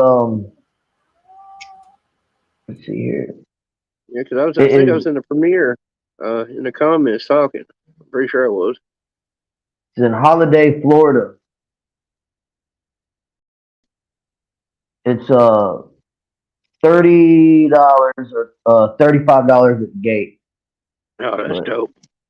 Yeah, it's a Stockyard. So yeah, anybody who wants to see the Lax, Hard Target, Trailer Made, and I'll be there chopping it up. I'm trying to get there. That's my goal for this weekend. Go say what's up to our brothers. When's the show? Tomorrow. Oh, tomorrow. Yeah, it's the double wide remix. Stacks, that's right. Anybody in Florida go to that shit? Holiday, Florida. So if you're near Holiday, Florida tomorrow, make sure you're at the Stockyard in Holiday, Florida, and you will see the Lax, Hard Target, Trailer Made family. And it's gonna be, it's gonna be a great show, great energy. So if you're in that area, heck yeah. Oh yeah, I'm kind of jealous a little bit. Down there and see. That would be a good show. Yeah. Everybody in the chat, what up, though? Hey, we appreciate every one of y'all, man. You guys make this possible. Like every one of y'all make this possible. So we wouldn't be able to do stuff like this if it wasn't for y'all. Trust me. Heck yeah. Yeah, that's one thing I appreciate with some of the independent too is they don't forget their fan base. The people that rock with them. Yeah. You gotta remember where you came from, and you gotta remember the ones that were there when nobody else wanted to be and ever even heard of you. Those are the ones that really help you get to where you need to go and get people to listen to you. Because as an artist, all you really are is a microphone. And some, you know what I mean? That's really all you're just like, you're like, oh man, it sounds good. I wonder if anybody else is going to feel the same way. If you get to your fan base, they'll rock, ride, and die with you, Yeah. If you get back to them and appreciate them, they will stand behind you. I mean, that's one thing. That's one thing why Upchurch is as successful as he is. He stood by his fan base. Yeah. Honestly, really, the hardest thing to tackle is the social media side of it. Keeping in contact with your fam, and letting them know, hey, I'm still alive. I've just been sick for a couple of days and stuff like that. And we were talking about it. It's so hard to get from this channel to this channel to this page to this feed and try to balance it all out. And that's really the hardest part about being an artist and touring and songwriting and everything else. To me nowadays is just trying to balance the marketing and the business side of things. That's the real hard part. Mm-hmm. Yeah, that's trying the part to figure out how to takes a lot of time. Yeah. Balancing time with personal life. MMC, I'm in Boss Man's backyard. Well, I'm not exactly in his backyard, but I'm probably like 25 to 30 minutes away. Because I live in Lakeland area now. Since MMC's in here, it was dope to have him show up at the event last time in Hampshire. That was cool as hell to have him come. Yeah. But he was down there. Yeah, but you guys had a lot of people show up, man. That's what's crazy about it. Hip Hop Radar, I see you in the chat. MMC, we've known him for, 3 years plus? Something like that, yeah. Yeah, he's fan too. Started out doing reactions with his son, Trucker and reaction with his son reaction or something like that. That's how I found him. He started doing Upchurch reactions. And then he just kind of mingled in the community. We took him in. He's been the homie ever since. Yep. And that was like 3 years ago? Yeah, over 3 years ago. We're a tight knit family in here. Certain ones of us, we've known each other for a long time out here. Yeah, MMC said he's in Sebring. Sebring, Florida? Yeah. What? Oh, how far is that from here? Hold on. No, he's lying, bro. Wait a minute. Big Hold facts. up. Big I'm about to look it facts. up right now. Stacks probably knows exactly where it is. I'm sitting here looking it up. He's like, oh, yeah, that's like an hour and 26 minutes, 27 seconds. 47 miles away, y'all. That's it. Yep, the Moses 40, of 40. YouTube. Okay, so let's see view routes. View routes. So an hour and 11 minutes. Hour and 11 minutes. We got some police on the way, but it's possible. So I wonder how close that is to the show tomorrow. That's what I'm gonna look up real quick. Look up. So that's an hour and 11 away. And to get to that, which direction do I gotta go? Let me see something. I wonder if I'm passing by your area or what. So What up, Hey, what's up, Camo? Camo? What's going on, brother? Hey, Selena. He's the new addition of the family. Camo, Loki, mothers. yeah, I see Camo in there. I saw him pop in there. What's up? Selena's out of here. You have a great night. Hold on.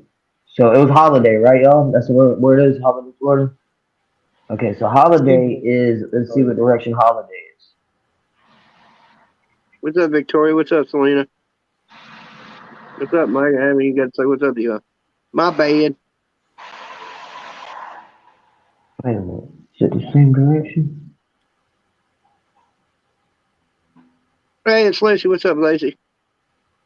All right, I'm gonna add Sebring to it real quick. Cause I can get to the show in an hour and 15, probably an hour and a half or so with traffic. You know what I mean?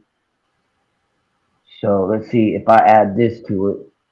I'm gonna add Sebring and see what that adds or takes away. Add a stop.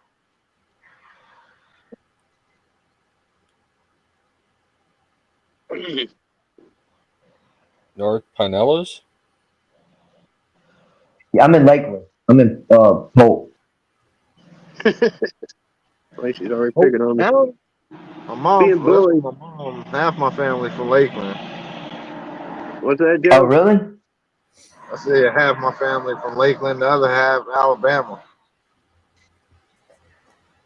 That's why you're so screwed up. Damn. Yep. So, MMC, I think I'm gonna be riding near your area, ain't I? What's up, Jeffrey? What are you doing tomorrow, MMC? He's like, hitching a ride with you. Going to the show. That's what I'm looking at right now. I'm like, yo, Yeah, you might be right. coming to the show. I was in that situation. I'd hitch that right. Right. Yeah. Hell, I had before. It's right all the way to Florida. Oh yeah. Yeah, with Tyler now.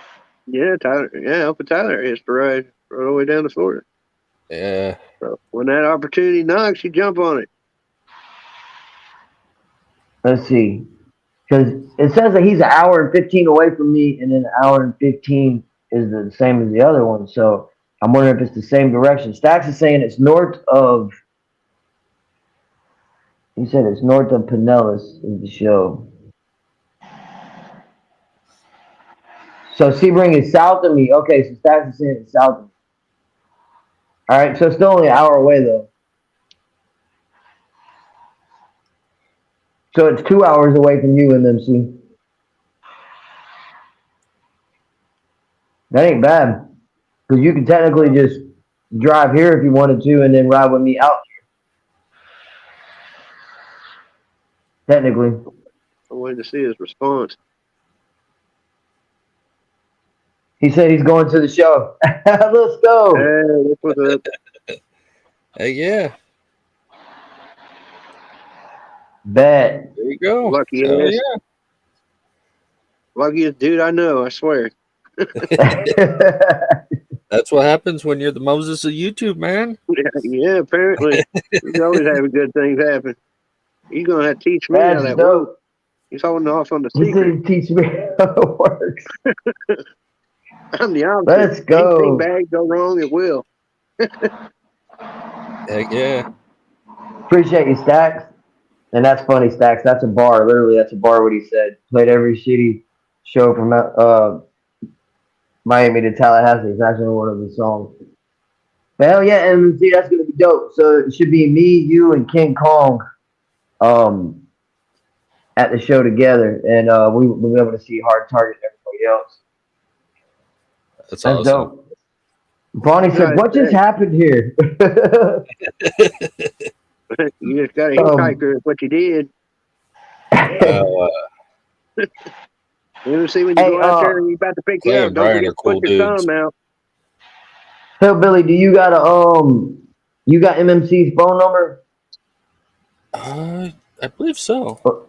If you can get a hold of him on Instagram or something like that, or I'll try to find him on Instagram. That way you can, if you can find him, give him my phone number since you got it. That way he can message me, and we make sure we got everything set up right. That way he's not trying to figure things out.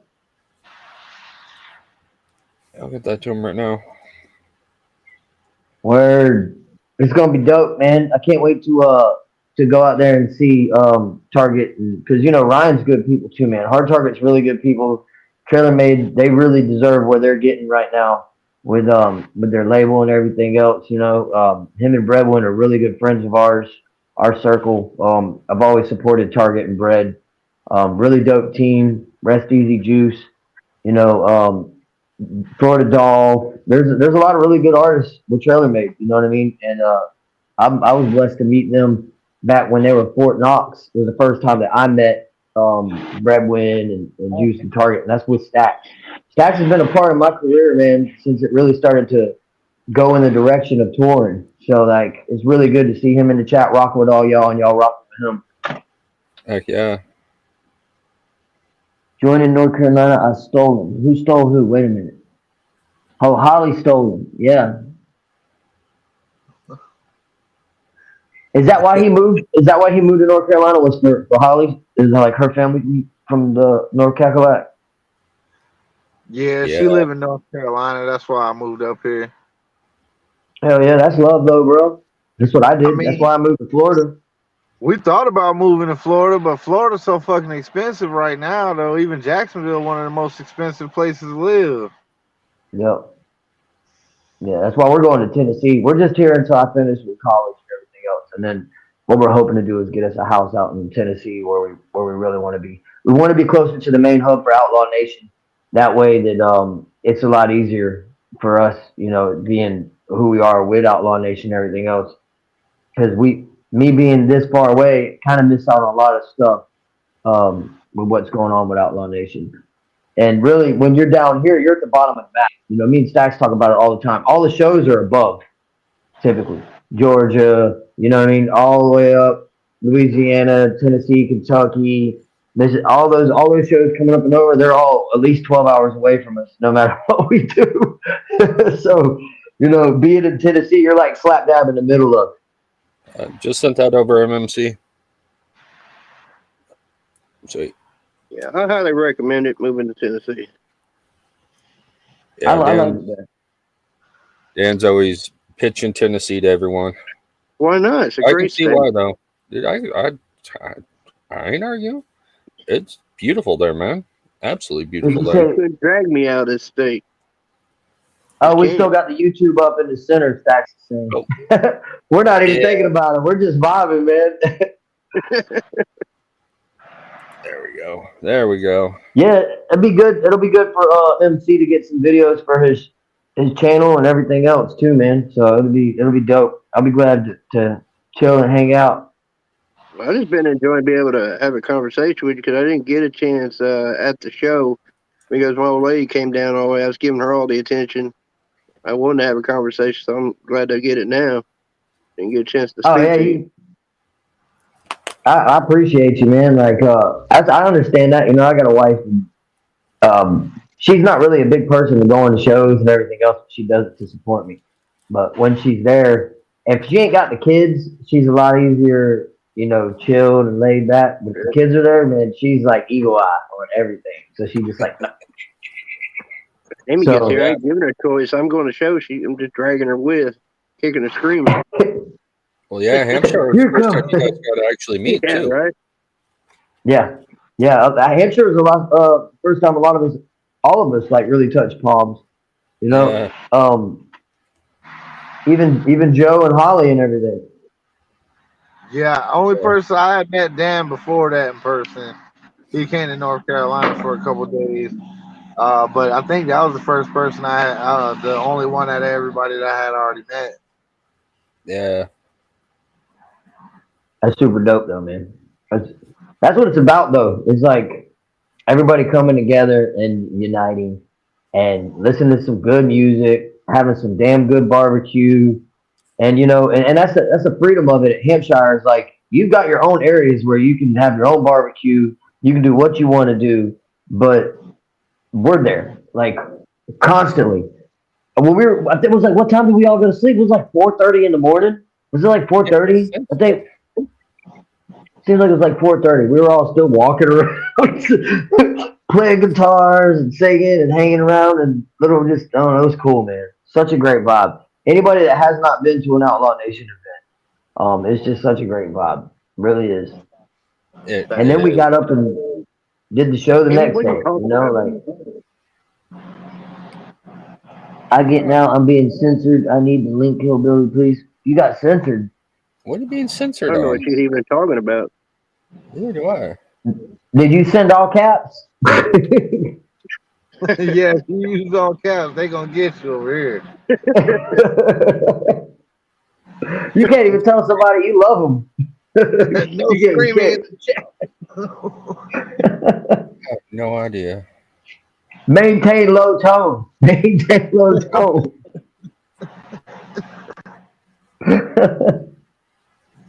So hey, Joe, we was talking about for your song, it should be me doing a hook and then you rapping about what the show's gonna be about, and then right at the end of the show is where you come in and you're actually doing your show. I think it'd be super dope, bro. Super That's a dope. good question. Zach was asking if there's any plans to come out towards Northern California. Is there what? Any plans to come out towards Northern California?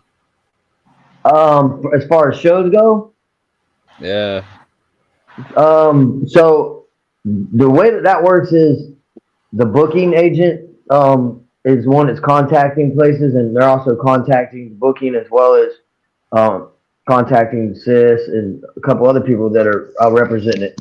So like I don't really have any information on if we're going to be coming out to California or not, but I can say that if you stay up with the website outlawnationofficial.com, which I can get the link and post it in here. But if you stay up with that, it'll keep you updated with dates. That way that you can find out where we're going to be at. But as of right now, I haven't heard anything about California. Hey, I got you back, bro. No, bro, don't nobody want to go to California. Who wants to go to California? You can sit on the curb and smoke those, brother. Oh yeah, Y'all that's saw right. how that went for Adam Calhoun when he went to California. So how that worked out for him. What happened? They didn't say nothing this time though. This last time he went. They didn't say nothing. No. Last time they shut him down. He made it on the news and shit. What? Yeah. Oh, he made it on the news. Yeah, they had him on the news trying to stop his show. Yeah, One year. They weren't even going to let him in the state. That's crazy, really? He made the LGBT alphabet people upset. Oh, so they were trying to shut it down. Yeah, you can't mess with them. I got a few beats. I just got to figure out how to send them to you or whatever. I might need to get your email or something, and we can go through it there or whatever. Is this we making the intro for the morning show or? Well, if you got two beats, we can make an intro for the morning show, and we can make an intro for the night show if you want. Or we can do the intro and then we can do a song, like one of the two. All right. You already. right, yeah, that sounds good. Let's do the intro and the song because I got a few beats. I got 4 or 5 beats waiting. I actually got one I'm thinking about working on tonight if I don't end up popping up live later on my channel. Yeah, I got a pretty dope one right now. I'm about to jump on. Yeah, send me whatever you feel All right, like the vibe you want the vibe to be for the intro song first. That way we can get, you know what I mean. I bet. That would probably be the best bet. And then send me another one that like you just want to catch a vibe on, and we can either talk bars or it could be a serious one, like whatever you want. You send them to me because I promised you I was gonna do one with you. So, but I definitely want to do an intro song. That's gonna be super dope Yeah, that shit will be dope, man. because we're both from Duval, so it'll be perfect. Yeah, like a Duval song. I was. Oh, my phone right there. Never mind. I'm looking for it. Like I was writing something earlier and shit. Damn. It's funny as hell. You said freestyle right now? Okay, so Bonnie, we was talking about it. When it comes to freestyling and stuff like that, there's gonna be a lag. And so if somebody's playing a beat on that end and the person freestyling on the other end, you freestyle, it's not gonna sound like that person's actually riding the beat or anything. It's gonna be way off. Yeah. Oh, shut up, chef. Why don't you go dye your beard? Damn. You look like that albino Amish guy. He said, damn. Hey, what up, Sin? He said, damn. That's tough. Jacksonville, clip that. Yeah. You say albino? Freaking. You never know what the hell's gonna come out of Joe's mouth. You really don't. You know, you might get Outlaw early if you do some work or something. You know, I always trying something else. Hey, if I come up missing though, y'all come looking for your boy, dog. Where's share? All right, I found it. Now I just gotta share it. All right. Here we go. All right, I got it. I'm gonna copy this and paste it in the group for anybody that wants to know about shows and stuff like that, and any of the articles and stuff we do and stuff like that. Typically, it'll be in there, or the links to it will be in there. All right, here we go. For anybody that's got questions about it, I put that link in there for you. Let me go All right. to the YouTube and I can pin it too. Yeah, so I don't know, man. In my head, I feel like where everybody's been coming for the past 3 years now, the angles they've been coming at from like the underground scene, I feel like the music is just more. I don't know. It's just more tasteful. It's like you can listen to it. You know, it's like you hear stuff on the radio and you get clouded by like it all sounding the exact same. You know, it's like there's no, the originality is slipping like really quick too, because a lot of the songs you hear nowadays are more sampled than anything. You know, or like it's the same song that it was back in 1990. The only difference is they changed the words. Yeah, the instrumentals are trying to mix kind of sounding alike in the instrumental. And then, well, I noticed on YouTube there's these channels, and what they're doing is they're taking y'all's music, Upchurch's music, Jelly Roll's music, and they're speeding it up a little bit and putting it on their channel, and that's how they're getting away with not catching the copyright and all that shit. So yeah, they're altering it. Bloodsuckers. You can do that. Yeah, they just being slick. I always look at it like, man, I don't mind, you know, somebody using my music for an intro or something like that. But if you're gonna take my whole last song and put it on your channel, like at least tag me in it or something. So you know, like, give me some benefit. And that's just a respect thing, you know. It's like and that's kind of building a bridge too. If you were to do that, like, hey man, I really like your song. I want to add it as an intro to my show, do you mind me using 30, 45-second clip of it? And of course, I'll tag you in the show and everything else. I'll probably even bring you in for an interview, and that's how you build that bridge, that network. Right. Yeah. Guys, I got to bounce out. My phone's probably overheating, about to die on me. NoneRealA, Oh, dude, okay. it's a pleasure to have a conversation with you, dude. Thanks for coming Yeah, over to brother. Hillbilly Channel. We really appreciate. And Definitely. y'all have a good night. My phone's All right. about to You too, burn down brother. on me. Yeah, man. Tell Alright, Granny buddy. Ruth we love her. Tell Granny Will Ruth do. we love her, man. She hears you right now, so Tell yeah, she Granny Ruth I appreciates hit that cash app. You know what to do. Whoop up her. Hey, y'all have a good one. Appreciate having me up All here, right, Hillbilly. brother. I appreciate Night, your y'all. co-host, man. Thanks All for right, later, chopping it bro. up, brother. Yes, sir. Hey, yeah. He said, Granny, here's the cash app. Yeah. Boop bop his ass up one good time. Man. So yeah, that's pretty dope, man. Been a good night. HBR, you happy with the night, man? Oh yeah. Yeah. I thought Most definitely. I like it like this. I like it when the environment is more just laid back, chilled. You could be yourself.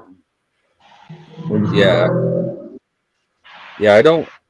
Like I said, I'm not big on the whole. When it just feels too formatted and regulated, it's just like it doesn't feel right. Yeah. It's nice having just Now I kind do of like I said, I do like certain ideas. Like if you have like a huge idea, like we're gonna do this. Like what was the one we were talking about? We were talking about the hot wings. oh yeah, the hot wings or stuff Like like the that. level of the hot wing as the question gets more in depth and stuff, the heat and the scopal units go up on the hot wing. I think that's a Yeah. dope idea. I really like that. When I saw that on that one show. Oh hell yeah. They doing that chip challenge soon. I'm gonna be definitely watching. I'm not getting in on that though. Hey, Stat says he wants. If you drop the link, he wants to jump in on the live if you don't mind. Yeah. Yeah. I'm grabbing it right now. All right, Just cool. correct. Appreciate you, Bonnie. Hey, and if y'all don't know, Joe goes live at 6 in the morning. Actually, it's gonna be tonight. Whenever after all this, probably if people want to pop through, they can or whatever. Hell What you yeah. got going on over there? Finally share video after You couldn't forever share a and a day. video? Nah, my other laptop, man, it gets to a certain point on StreamYard and where you need to scroll down to click it, it just freezes up right there every single time, and I can't get past that part. Dang. Technology hates Joe. And Holly tried too, so it wasn't just me. So at least I was like, all right, good. She can't figure it out either. I don't feel as bad now. Right. Because it's probably something, but there's just too much in the system. Like it's just overloaded, and by the time it gets to that point, and it has to add more loading. You know what I mean? It's just like I don't have enough brain power for this right now, so I'm just gonna let you stare at this. Yeah, and like I got a these lot streaming of music stuff on there. Yeah, a lot of these streaming services too. They're like they take up a lot of RAM. That's what slows the computer down. Good night, Sunflower. All right, Sunflower. Have a good night. Yeah, Thank you for coming by. Yeah, I get moody if I get woke up early, but you be waking up like 5:30 in the morning for no reason and shit. So He said for no reason. She hits me up. She's like, "Oh, time to start the day." He's like, "Get the hell away from me." Why don't you go be all bright and sunny and active in the living room? She put her hamstring bumper first, right in the side of that bumper. Dang. What I didn't even happened? get the tire, Joe. You just got the bumper. Oh, right? Oh, throwing her under the Yeah, that's crazy. The bathroom. What the woman baby goes, so I had to go to To the bed. bed. It's okay. We never know what the hell Amy's saying.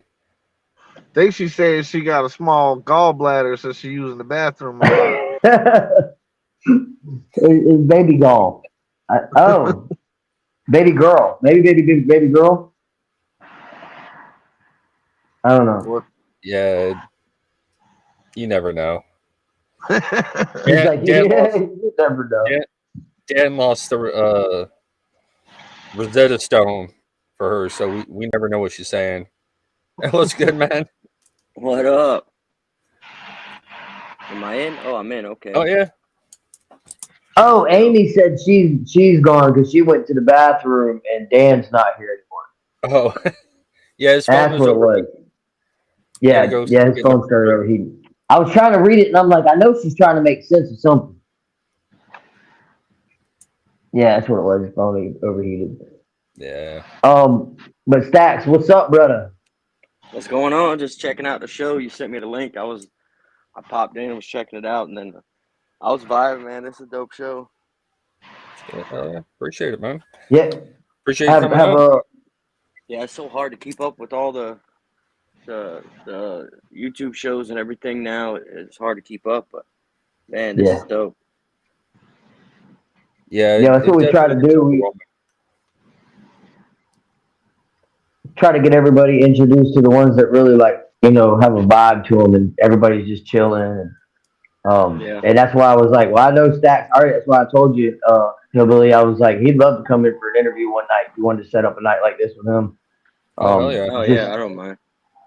You two get your schedule right with it and whatever. But yeah, it's dope, man. Just a good environment. Everybody's chilling. Hell, I've been live 3 times.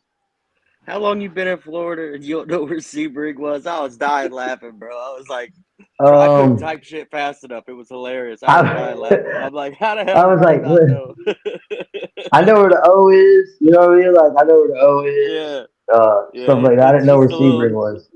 Yeah, We're from Jacksonville, though, bro. Usually we just be like, well, which bridge we got to cross to get there? Is it the Matthews? Is it the Hart? Yeah. Hey, I ran from the cops in Jacksonville on a freaking scooter, bro. I was on a Honda Grom, and my wife, I was on a 125cc scooter. There was had to be at least 600 little mini bikes. We were tearing up Jacksonville. The cop cut us off. My wife came blowing past on 150, buddy. She left me. I couldn't keep up. I'm on a 125. Like, yeah, I'm going to jail. She did the number one thing, and that's outrun you. That's all she had to do was outrun you. That's all she had to do, bro. It was nuts. We were tearing over by the beach and everything, bro. It was crazy. She said one of us has got to be able to bail each other out. Yeah, pretty much. She was like, I'm out. See ya. What's awesome about that whole outrunning line is, that works in the woods and that works in the city.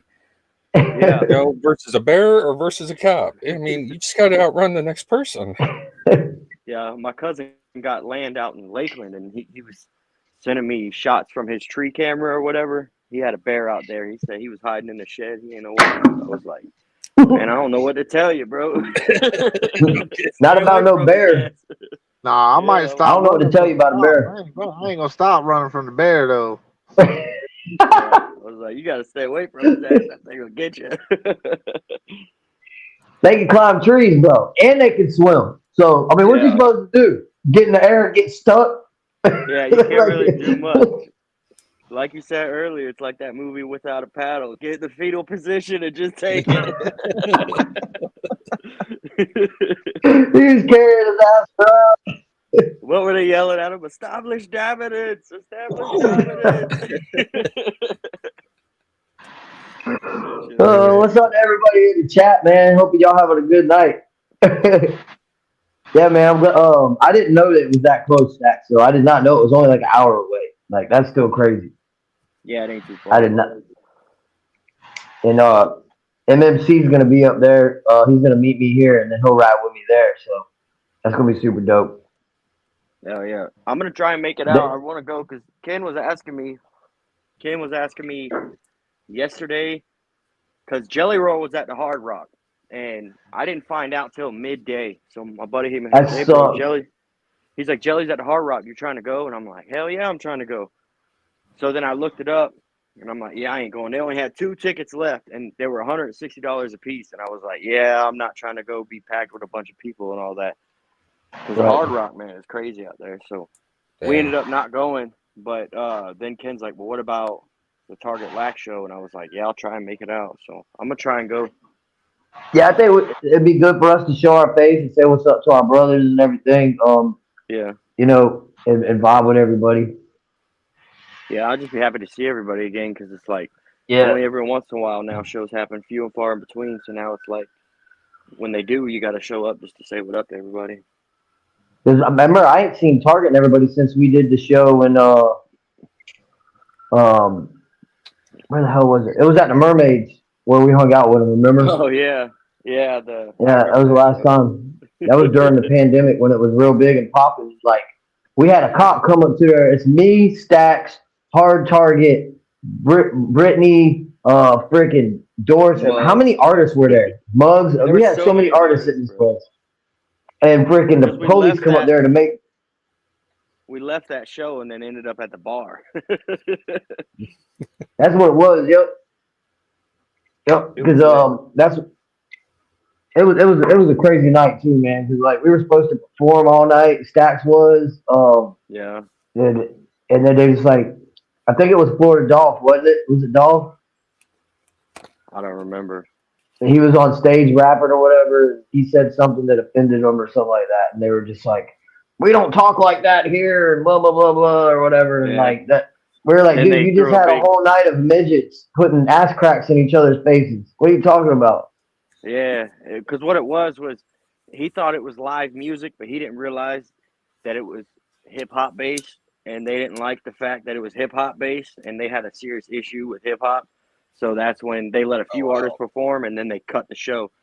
And then the promoter of the show was like, "Yo, I got all these vendors out here. This is my show. I know it's your venue, but you just can't cut all these artists off. I got them all to come out to perform." And the venue owner was like, "No hip hop," and cut it. And then everyone's all right, well, forget y'all. We're going to the bar down the street. So we took everyone from the show, and we wound up at this random bar that didn't expect any of these people to show up, and all these people showed up and hung out. Yeah, until like 2 in the morning. Yeah. Yeah, that's wild, man. They straight cut the show because it was hip hop based. Yeah, they found out. They did not like it at all, bro. Because they told them live music and all that. Because it was like the way the guy had the show promoted, it seemed like it was more like a grunge rock show, but he booked a lot of hip hop on there, and yeah, the owners did not like that whatsoever. So after a couple people went, they were like, "Kill it," and we're like, "Just because it's hip hop, like you're not even listening to the songs." Because like when you listen to music like Rilla makes, it's not hardcore shoot 'em up smash mouth rap. It's chopping, it's real rap, but what it is, man, it's real life songs about struggling with addiction and going through real life problems and things like that. But people hear it as hip hop and label it something what it's not, and they take offense to it when it's like, if you would just listen to the lyrics of the song, it's a beautiful song about real life struggles, you know. So exactly, and I appreciate that, bro. Some people are stuck in their ways, and some people are just stuck in their ways, and there's nothing you can do to change it. You just gotta, like, they don't want to show it love. Fine, I'm not gonna show it love back. You know what I mean? Yep. Right. It is what it is. You know, to me, hip hop it's talking about your struggle, your come up, your the things that you've gone through in your life and shit, and that's what hip hop is. And it doesn't. People need to get that out of their mind that it's 91 and it's NWA on the mic, because that's not all hip hop doesn't come from that.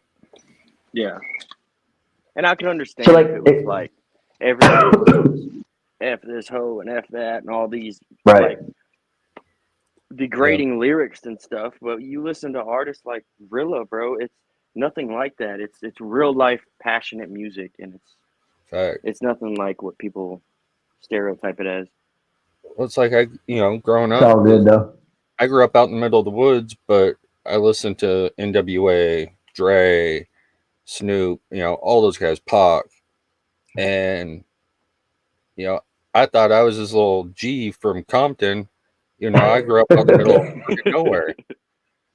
So it's like, especially when I found, you know, the country rap scene, it was like, it has what I like as far as hip hop, the flows, the, you Yeah. know, the switches, all that. But they're talking about the stuff I know about. Yeah. Yeah. It's like, that's what connected me to it. Yeah. And it's, I don't know, it's a dope scene. I like the scene a lot. It's weird. I don't know. The Well, whole we're genre is, they got some really dope, talented artists, and like it's more, and it's evolving and growing, and you're starting to see more of MCs come into it, as far as like more lyricist type people come in and really put their spin on it and things like that, and it just keeps evolving and growing. And in a Yeah. few years, man, it's going to be something big. They're going to have to like legit label it its own category, because it's we were just just growing talking so about fast. that. It's Yeah, I was going growing to ask you, do so you fast. feel that? You feel it? So you do feel that way? Because Triple T asked me that question last night. You really Yeah, feel like, and I do, that I think that it's going to be its own culture, its own category, its own genre. it Oh, has yeah. to, bro. With how big it's getting, there's no way in hell it's not gonna grow into its own, like, Right. because it's already its own thing. It's just, it's like the underground of the underground right now, but Yep. it's getting so big that they're gonna have no choice. They can't ignore it anymore. It's gonna be its Look own at lane, Right. because it look at already Jelly. is. It's just gonna be officially labeled. Jelly's, I mean, he just kicked the door down as far as independence into the mainstream Oh yeah. world. Oh, I 100%. mean, 100%. Big shout And out that and man, salute to Jelly Roll, man, for real, that for man inspiring deserves all of us. he deserves every ounce of success he's ever worked for, because he's worked for every ounce of it, and it's oh, so yeah. good to see him on top. That dude, he's one Tell of me the the realest story, dudes you'll Stats. ever meet. He's one of the Tell us the realest dudes story. you'll ever meet in your life. What? Tell us the story. Tell us the story What of when story? you first met Jelly. When you first met Jelly, and I think everybody needs to Man, hear the story. this is MySpace days, man. He was doing a Oh, show. wow. I was younger. I was way younger than what I was, and I was working at Burger King at the time. And hey, you know what I found out about this? Rilla? Ken was the promoter for this show. Tell me how weird that is, how What? small the world is. That's super So weird. the Dang. guy I'm in a band with right now was the actual promoter of the show. Anyway, it was a little white show in Gasoline Alley, which was right down the street from where I worked. And his van pulls up, and I'm on break outside smoking, and and back then it was like all the big tall tees and shit like that. So these tattooed white guys come in and shit, and I'm like, who the hell are these dudes? They must be for the show. And I was talking to the one, and he said he rapped, and then he gave me his MySpace link or something like that. And then I went home and looked him up, and it was fucking Jelly Roll. And I'm like, ever since then, been following this dude. He's a good dude, man. Like, he's just a real ass person. Jelly, Him and Struggle, all of them are just good people, Jelly man. just comes off as just such a cool individual. I mean, he's just very positive, and he's like, no, that's cool. We're still friends, but your beef is your fucking beef. Keep me out of that shit. I don't want to know that shit. Yeah, no, go over Yeah. there. He's Yeah, just he's real. funny. Like he don't pretend for nothing. Who he is who he is. Like, what you see is who he is. Like, he'll have a conversation with anybody, just like you or me. He don't have like a lot of artists that haven't done like half of what he's done, have these huge egos, Yeah. and he doesn't have one. He's like, anyone could walk up to him and talk to him, and he's just a real ass person. So shout out to him. He's dope. Hell yeah, It's you funny. go. So I was just watching a Little White interview, and he was talking about a van that him and Jelly used to fucking tour in. Mhm. I wonder if that's probably the same band that you're talking about. I have no idea. It was like, I don't even know. I just remember it was like a white van or something. It was a big van. And I was just shocked by it. I'm like, what the hell's going on? Because I was mad I had to work that night because I wanted to go to the show. Shit. That sucks, man. Like you're like right up the road, and then he comes up there. But at least you know what's meant to happen though, because you got to meet Jelly back then. You actually started following, so you're like a true diehard, supporter of Jelly Roll. You know what I mean? Yeah, Think about it. we were doing 3 shows. It was so funny. We were doing 3 shows um, around the Tampa Bay area. It was like one in Sarasota, one in Tampa, one in Largo with, I believe, Shamrock. And we were at the old school down in Sarasota, and I seen a flyer because it was me, Ken, and Shamrock sitting there talking, and I seen a flyer on the wall that said Struggle Jennings and Jelly Roll gonna be coming here this date. I remember running up to the flyer and taking a picture of it, like I'm coming, I don't care. And then I ended up being on that whole little tour they did of Florida, which was dope. And then Hell it was yeah, funny because dope. every time I seen one of them, I walked up to them, I'm like, "Yo, I'll be doing the Florida shows with you." And they're like, "Bro, we know. We just talked to you last night. Like, you ain't got to say it every time you see us." John here, he said Jelly is just a humble dude. Seeing a Facebook post where a page asking for people to tag their favorite artist, someone tagged him, and Jelly responded to the person. Yeah, that's the type of dude he is, bro. He's just a cool ass dude. Like, he's just real as fuck. And that's, He's one of my favorite artists. Honestly, is what's grown this genre so much is how real all of you guys are with the fans and just how interactive you guys are. I think that's honestly what's really pushed this whole independent movement and the country rap genre, or that, genre forward so much. Yeah, I remember the first time someone asked me to sign something, and I almost wrote my real name, like my real signature, and I'm like, wait, I gotta use my rap name. It just caught me off guard. I'm like, oh shit, how am I gonna do this? And I had to think it up on the spot.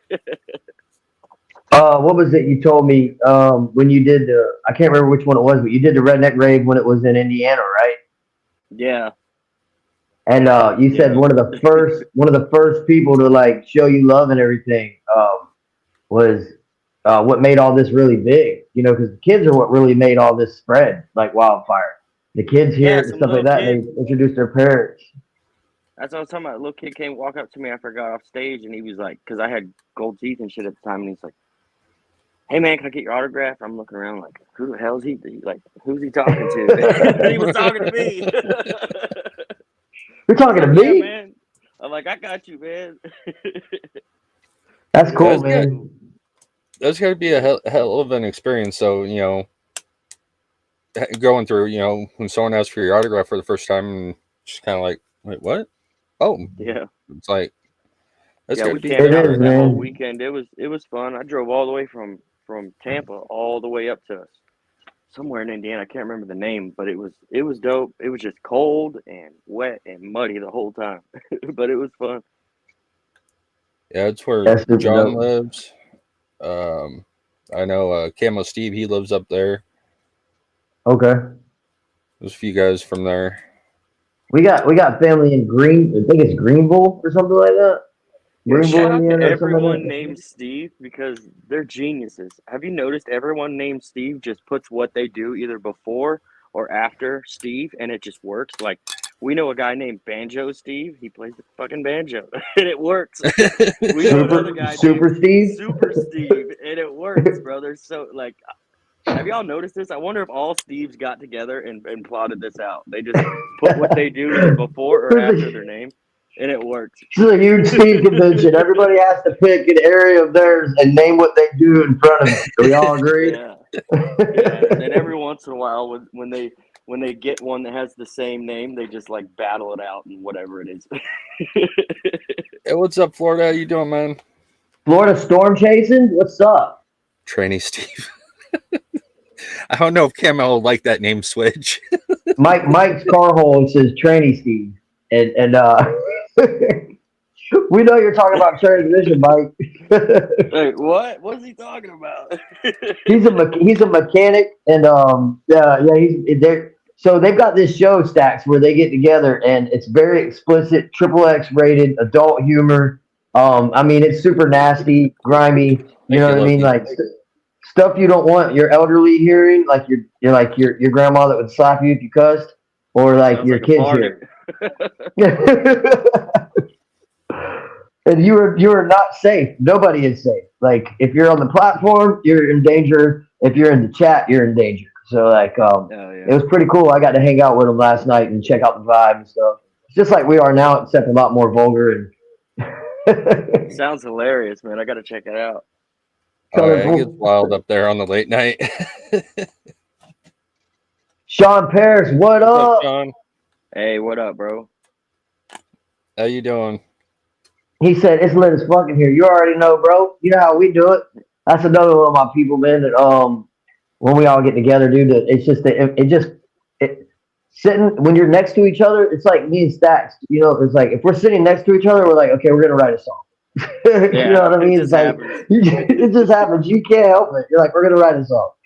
Yeah. But me and Sean got a song called Back to Back, and we just got to get it mixed and stuff too. So I can't wait for that drop. Nice. Sean's got a song. He's got a song coming with. I think it's one of his first big Outlaw Nation release ones, which is gonna be. I think it's Dirty. I think what Dirty and Hitman. Is that right, Sean? Nice. Yeah, he's a dope vocalist. And Hitman's Yeah, he loves- hilarious, dude. Oh, dude, he's Dude, freaking he's got bars. That dude's got bars. Like, Yeah. He just be I was sliding it, listening- bro. I was listening to Hide the Weed, bro. He's got so many like hilarious bars in there that you could tell he's just like he's probably naturally just funny as hell. You know, Oh, The yeah. chef, like the chef, you out of here? Dirty and Hitman both. Yeah, it's gonna be super dope. Yeah, first time I, heard Hide the Weed, dude, I lost it when I heard the titty bar. yeah. Dude, I Mine, for fucking me, lost it. For me was when he said, "I hope you brought your running shoes." I was like, "Yo, he's done this before. He said that to somebody before." Somebody was like Oh, really yeah. offended. Somebody was stressed out, like, "Oh, damn, I wear Like, I'm supposed to do this? Hey, now my wife's done it plenty of times for me. So I mean, it's just if you want to be really real about it, then if she's a ride or die, she's gonna do that. If they ain't gonna come in here. They ain't gonna come in here. Oh, yeah. What's up, everybody in the chat, man? How y'all doing? Yeah, I think Chef is rolling out. I'm not sure. I think Chef is saying later. So Chef, talk to you later, brother. be right back. Gonna go smoke with my neighbor. Hell yeah. Hell yeah. That's what's But yeah, up. man, I Burning it appreciate you down. playing. I appreciate you playing my music earlier and stuff. It was pretty dope. Dude. Definitely, man. I like that too. That went straight on my playlist. Hell yeah, appreciate that. Yeah, it's a great song, bro. Great See, I've song. been beefing. is. I've been beefing with YouTube lately, so my YouTube views are kind of low because ever since I got demonetized, I just gave up on the platform, and then like recently been trying to bring it back. I'm just having no luck with it. So Yeah. I get all my Stacks streams is off real Spotify humble and though. Apple, You got so. you got to think about it. Stacks is real humble. Like he didn't even realize it. I had to hit him up and I was like, "Hey, bro, have you checked your Facebook lately?" And he was like, "Yeah, I check my Facebook every day." And I was like, "No, did you check your like Stack 727 page?" He's like, "No, why?" And I'm like, "Dude, you're at almost 1,000 followers. Like that's dope, you know?" He's like, "Oh, really?" Yeah. I was like, so like you know what I'm saying? He's all about the music, which is why I love bro so much and like I rock with him so hard because he's about the music. He doesn't really care about like the whole other side of it, you know, like it's the music. He just wants to get the music out there. And he's got he's sitting on a stack of categories right now, like legit. I was John doing it speaking that before truth right there. streaming service. Yeah, I was doing it before streaming services and YouTube and all that, so I'll be doing it afterwards. It's like I don't even try to follow that shit. It's like, man, because you can get too wrapped up into. I was actually watching an interview last night about Kevin Gates about that. He was talking about don't even pay attention to numbers and shit like that because all you're gonna do is compare it to other artists, and then if they're doing bigger than you, and you're just gonna feel like shit about yourself. So why even put yourself in that situation? Just fuck the numbers, do you, and eventually grind it out, and it'll come. So it's like my original channel because of the name. I was suppressed instantly. YouTube always stepped on me. They would never put it out. You say the word hillbilly, you can't even say the word hillbilly in the chat without having to split it up.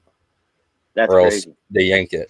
So having that in the name, it automatically suppressed my channel. But it's like I never did it for views. I never did it for anything like that. It was I wanted to push independent artists and help, get eyes on them. Whether it was 1 view or 10 views, or 100 views. It was someone seeing that song. So right. That's why we had our radio show. Oh man, Our local radio show. We had that for the locals, for the local artists of Tampa Bay and stuff like that, and it did great. And I felt like for a while we delivered an awesome platform for local artists to. I'll be right back, yo. to network and interact with each other and everything like that. And we were a live weekly show and everything. And That's man, awesome. we built something really dope, and we actually won an award for it. And yeah, it was a lot of fun, but it wasn't for us. We didn't do it for any kind of money or anything like that. We strictly did it for local artists. I mean, of course, we pushed the hell out of our own stuff, but Yeah, we did it for locals too. You know what I mean? that's awesome. Yeah. And we wouldn't like charge people to come on and hang out, or we wouldn't, you know what I mean? People would send in their music, and we would just play it for them and send them in for interviews, play their videos, things like that. It was just a vibe, and it was like almost like a family atmosphere. You know what I mean? Yeah, yeah. He said a lot of big reaction channels. He's like, I won't say names, but got big on the backs of independent artists, which is very true. And then they straight abandoned them. That is very true. Yeah, There's a few channels out there like that. Yeah, I don't. Yeah. It's hard to keep up with everything nowadays. So, but yeah, they just do what the hot topic is, and they jump in on that and get their little views, and then they roll out. When the crazy part is most of them don't even care about the artist. They just want their little views and stuff like that. And then once they get that, then it's who cares about the artist. You know what I mean? But what we had was strictly for the artist, and it was a platform for artists to come and show their stuff like that. So it's like it was the fun. homie Sack that was in the chat. He me and him, when I met him, we were the only two channels that were doing that. We're really pushing independent artists, and that was it. There's never been mainstream artists on my channels. Yeah. You know? And so it was cool when I came across him, and it was like, okay, another dude out here doing the same thing. That's awesome. And what's his name? Sack, Hip Hop Radar Underground. Okay, so that was the dude that was just in here earlier. Yeah, I have to check. He want to go burn one. He said he followed you, Stacks, if I remember correctly. Yeah, I think he said he subscribed to. Okay, that's dope. Is Sean still in the chat? I don't know. Oh, Joe's phone was getting low. Oh, that's what he got off to? Yeah, well, it's called a charger, Joe. You plug it in, it charges the phone up. Yeah, power's good. Power's good. So, Stacks, Joe does his own little show too. He's actually, they all kind of got like these shows where they're branching off of shows. So you got like the sub shows, like off of shows. So they'll do a show, and then right after that show, they've already got another group of individuals that are going to do a show. So like it's continuous. So it's like a network. It's like a network. They got their own. Yeah, it's pretty dope. Now is it all on one channel, or it's individual channels? Individual channels. But what they'll do is they'll rotate on teaming up and stuff like that. Who's going to be the sub host and like or the co-host late night, and stuff like that. The late night. That's a really dope idea. It could be rotate. It could be almost like a TV network, but online, and then you could have it's super dope. one show go live at one time, and then when that one ends, you got the next show start. That'd be something really dope to tune in and see. Yeah, like the late night, we rotate around on which channel it is, and then like me, Joe, and Dan, we do what we call the Three Stooges. It's just us acting a fool usually and roasting shit. And we usually do that on mine or Joe's channel, and then shit. Yeah, we've been doing all kinds of different stuff lately. Oh yeah, I see your background. Are you a DJ? No, it's just a background that I found or an animation I found, and throw it up on the back for a background. I got tons of different ones. Hillbilly, can you do me a favor? Yeah. Can you pull up that I got something in my eye. That control board that you got for the audio, sending the ins and outs and the aux sends and stuff for Stacks to see, because that's what he does is he runs our show. And it might be something that he can find useful. Yeah, let me pull it up. He's got this.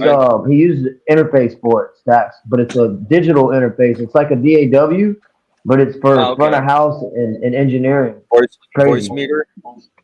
called Voice Okay, so Meter. it's oh, okay, yeah. So it's like a digital mixing board. Yeah. Yeah, it's pretty dope. Let's see, That's where is dope. it? I actually don't have it. What's up, on everybody in the chat? I'm a natural hunter, Victoria. It took me a second to get the hang of things, but I'm on these days. Jacksonville Joseph, I do what I want. Well, you got a wrench? If you got a wrench, you can do what you want. They can't really do much to you. I've been finding that out, Stacks. Just so Yeah, you know what that. was that? Everybody in the chat had like a blue wrench, and I was the only one that didn't have one. I was like, "What's going on here? I want a wrench." I want a wrench, damn it! What I got to do to freaking start fixing some things? Yeah, let me get a screwdriver or something. A hammer or something. Shit, I'm just sitting here with nothing. Y'all ever heard of this? A Mountain Dew fruit quake? No, I'm a fan of Mountain Dew too. I gotta try that. It's supposed to taste like fruitcake. Okay. So I'm gonna see what it tastes like. I'll let you know if it's nasty or not. I drank that one. I got voodoo today too, because they don't have no more Code Red. I don't know why. You know, my favorite drink, Mountain Dew, and they don't have any right now. It's running low. You can only get it in 20 ounce. 20 ounce or 2 liters from like Walmart or something. Really? And Okay. the gas station carries 20 ounces, but it's weird, man. Cause I fuck with Code Red too. Shout out to Stack 727 and my sister Oh, yeah. Brittany, DJ B and Cherry on Nice the koozie, NoneRealA bro. koozie. Yeah, Every time man, I this see you thing's use fresh. the one, I'll be like, nice koozie. I still owe you some socks though. I gotta get some NoneRealA socks. Yeah. Bro, you know what's so funny? I was trolling OG about that keychain, and I was just trolling them, right? Because I'm like, I was like, because when people start pushing their merch, I always ask for the most obscure, random object that I want for merch, right? And I just troll the shit out of him about it. So I trolled OG about this keychain, and then when he showed up to Florida, he gave me one. I was like, bro, I was just messing with you, but he really got me one, bro.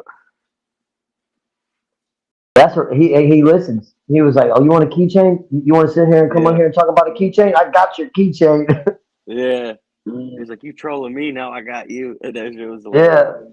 One day you could roll up on me with a pair of Rilla socks, and I'm gonna be like, bro, now I gotta ask for something else.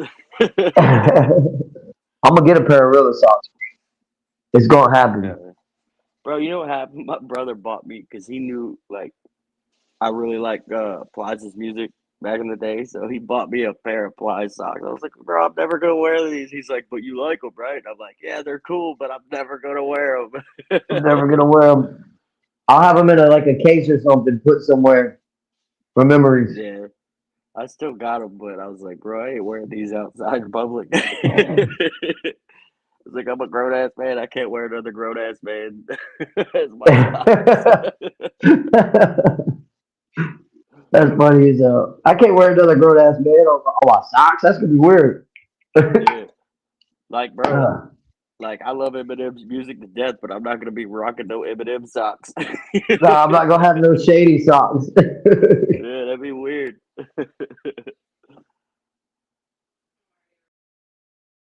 So, Stacks, you're a big follower of the what was going on with church and everything. You're actually the one I was telling everybody on the live last night. They were asking me about the whole situation and stuff, and I told them, of course, we don't get into the whole beef between it or whatever, but discussion about it. You're the one that sent me the link. It was like, bro, have you watched this yet? Oh man, you put me on blast. Have you watched this yet? Yeah, I followed the whole thing. I gotta remain neutral because I can't say nothing, but I followed the whole thing. I'm not gonna say anything about it, but I followed it. Well, that's how I was. It's like I don't know the other side enough to know anything about anything. You know what I mean? Yeah. And so that's why I didn't like. I was instructed by higher ups to keep my mouth shut, so that's what I gotta do Yeah. in that whole situation because I'm not trying to nope. Yeah. Yeah, I don't know both parties. I don't know one party enough to have really a say on anything. Yeah. So, but Yeah, I can't say too much. it's all good. I'll say this: Upchurch got some bars. I'll say that. Yeah, I do like how he did.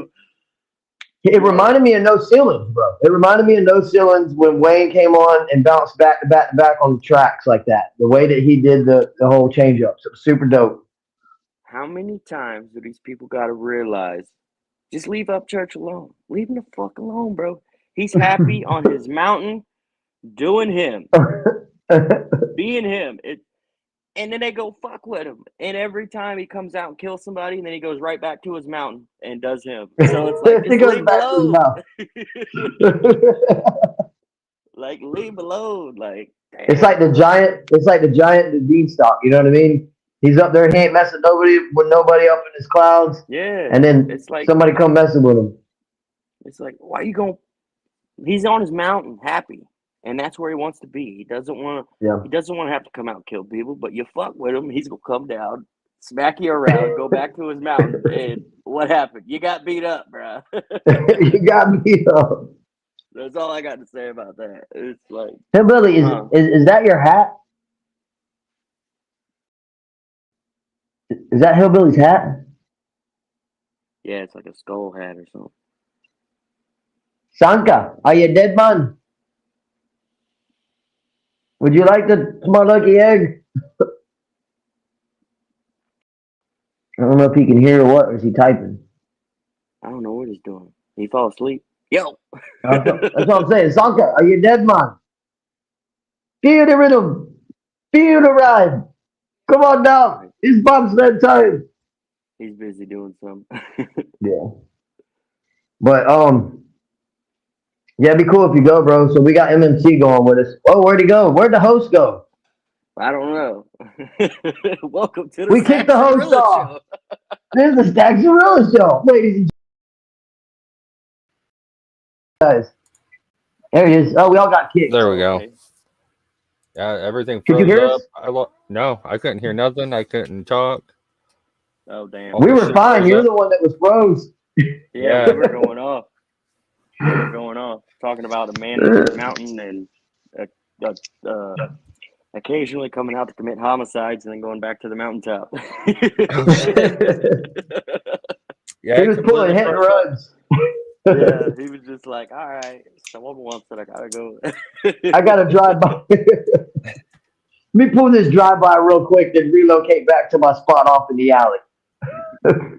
Okay, but I think I got an idea on how to show this voice meter. So when I switched it on, that's when everything went awry. Oh, I you switched put the all voice my meter audio. on? Yeah, because I tried switching all my audio inputs and stuff. I think What's the up? lesson people should take from that whole situation is you can't really be king of the mountaintop when the king of the mountaintop is the fucking mountain. Like, he is the mountain. You can't knock him off. You can't be the king of something that is the king, and that is the mountain. Yeah. Like, oh shit! You can try to stand on top of it, but the mountain eventually shakes you off. Yeah, I mean, it was entertaining, but I got nothing to say. Thirsty Thursday. Over there with John Deere Green. John Deere Green says he had an interaction with one of the members of that. Well, it's all good. We ain't got to talk about it on that note, you guys, just because of the fact that I'm neutral in the whole situation. Yeah, we're under certain. Yeah, I just think people should leave Upchurch alone. He's happy on his mountaintop. Just leave him alone. Quit fucking with him. And he won't have to keep coming down and killing people and going right back to the mountain because no one's ever taken it from him. So leave him the fuck alone. Yeah. But I am a huge fan of battle rap, so I can't help myself. Like when you send me stuff like that, I immediately am just like, okay, I got to check this out. You know, what's funny is he'll call for the smoke, right? Nobody will even touch it. Nobody will give him the smoke at all. But then as soon as he turns around, starts doing his thing, people start sending subliminals or they come out and diss him. And it's like, you guys are just asking for it now. Yeah, you can't. He's always going to be the guy. And that's that. Like, no one's going to take that from him. He's the dude. Yeah. Dude, Loki, have a good night, bro. Happy birthday. Happy birthday, Loki. I mean, there is some great lyricism out here. You know, don't get me wrong. But his pen is wild, man. It is wild. The shit he comes up with. Right. Yeah, the bars he had was really good. I was like, yo, this is really good.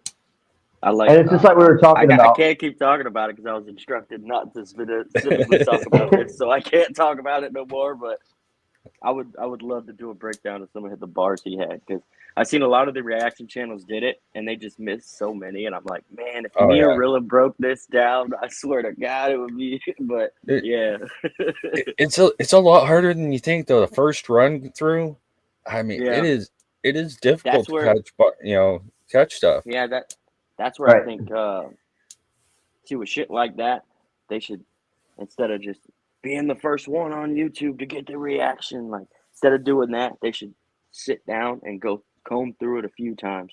And who cares if you're the 10th or the 15th one, as long as you have the best quality one. Who cares about being first? If you got the best quality one, people go rock with that more. Typically, I don't worry about getting a reaction out right when something drops. I'll wait a few days because I'll pick up better numbers usually if I wait a few days. You know, everything seems to go better anyways. But the thing, people love that first time reaction. They love seeing your expression the first time you hear it. So it's like that's where it gets difficult too. It's like, some stuff I would prefer to listen to, but I don't because I won't put up something if I've listened to it and call it a reaction. It's at that point it's a review. Right. I get what you're saying there. If you were to like technically get technical with it, like a true reaction would be like first time watching it and just being like, whoa, hold on, wait a minute, what just happened? Like that's definitely a real reaction. And then like a review is like, you're just discussing on like key parts of it that you studied on to back it up and be like, this is facts right here. That's like doing a full review on it. But I mean, at the end of the day, though, no matter what, it's still an honor to have a reaction channel or anyone review your music because for sure. Then you're like, hey, especially if they're coming and they're explaining it the same way that you put it out too. You're just like, okay, they're really feeling. For real. And so, like, I always tell people, I'm like, I'm not a breakdown channel. I'll break down what I catch, first time listening. Yeah. But that's not what this is about for me. It's like I'm more of the person that if a song relates to me, I'll talk about how it relates to me and how, if I've gone through something similar that might help somebody else out, is the way the music does for me. Because music for me has always been therapy. It's what's gotten me through everything in my life, So I've always had, found songs that related to each part of my life. And that's the beauty of songwriting is that an artist, we can talk about something that has to do everything to do with us, but not even use us in it. You know, and that's where the relation comes from, to where you can put someone in your shoes and take a walk, or you can put yourself in someone else's shoes and take a walk when it comes to songwriting. That's what I love about it. It's just if you can write something that's really relatable and even debatable, even the stuff that's debatable where people are like, I don't agree with that. It's still something that's sparking the interest of where they're paying attention to. You're like, good or bad. And that's my favorite part about songwriting is you can express how you're feeling on something that's either bothering you or something that's going on to someone close to you in life. And there's so many people in this world, bro, that chances are someone's been through the exact same situation and they can relate to that. And you can heal yourself and heal other people through your songwriting. That's what I love about it. It's like prime example. First real time therapy. NoneRealA was addiction, and that song, boom, instantly clicked with me because I've been through a lot of that shit. And instantly I was just like, you got yourself a fan for good. It's like, I appreciate that, bro. For real, we all appreciate it, man. It was Padded Walls and One Shot. Love them. And then I'd say a couple off his new project, but I'm not going to do that. But his new project, it's so good because I've been privileged to hear it. It's so good. that I'm really excited about it. Dude, you got something on there. Like, with that project, you got something, bro. I'm really excited about it, and it's because of you too, or like everybody else is pushing me with it. Like, oh, bro, this is it. This is the one. Like, this is the one that Yeah. you're just like, I'm gonna do whatever the hell I want, and whatever comes from it comes from it. You know what I mean? Like, this is Yeah. legit. That's what it is. I just do whatever the Yeah. hell I wanted to. It's like, have you guys heard of the artist Samson? Sam's son. I don't think so. He does a lot of more political stuff typically, but he's very good, very good. He used to go by the name Jaybird when he was younger. He's been rapping Where's since he he's from? like 8, I think. He's down there in the South area. I'm not sure where though.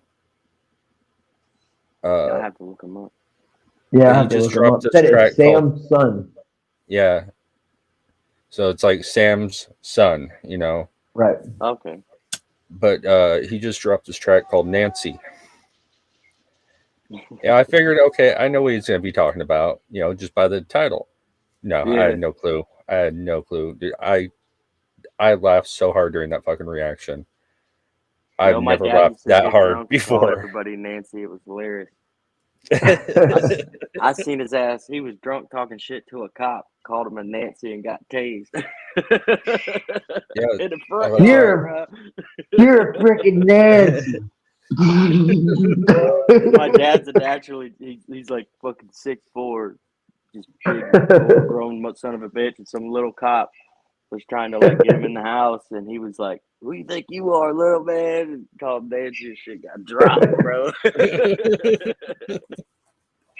They do that. It's that stiff moment. They're like, just fall right over. Yeah. That's right. What's up, everybody in the chat? John reminded me, he opened for Tech 9 when he was 11. That's dope. Tech 9. Yeah, Tech 9 is another super dope artist, man. It's been around for a minute, and it's opened the doors. Him and Travis opened so many doors for so many dope artists now, like Rich, all those guys.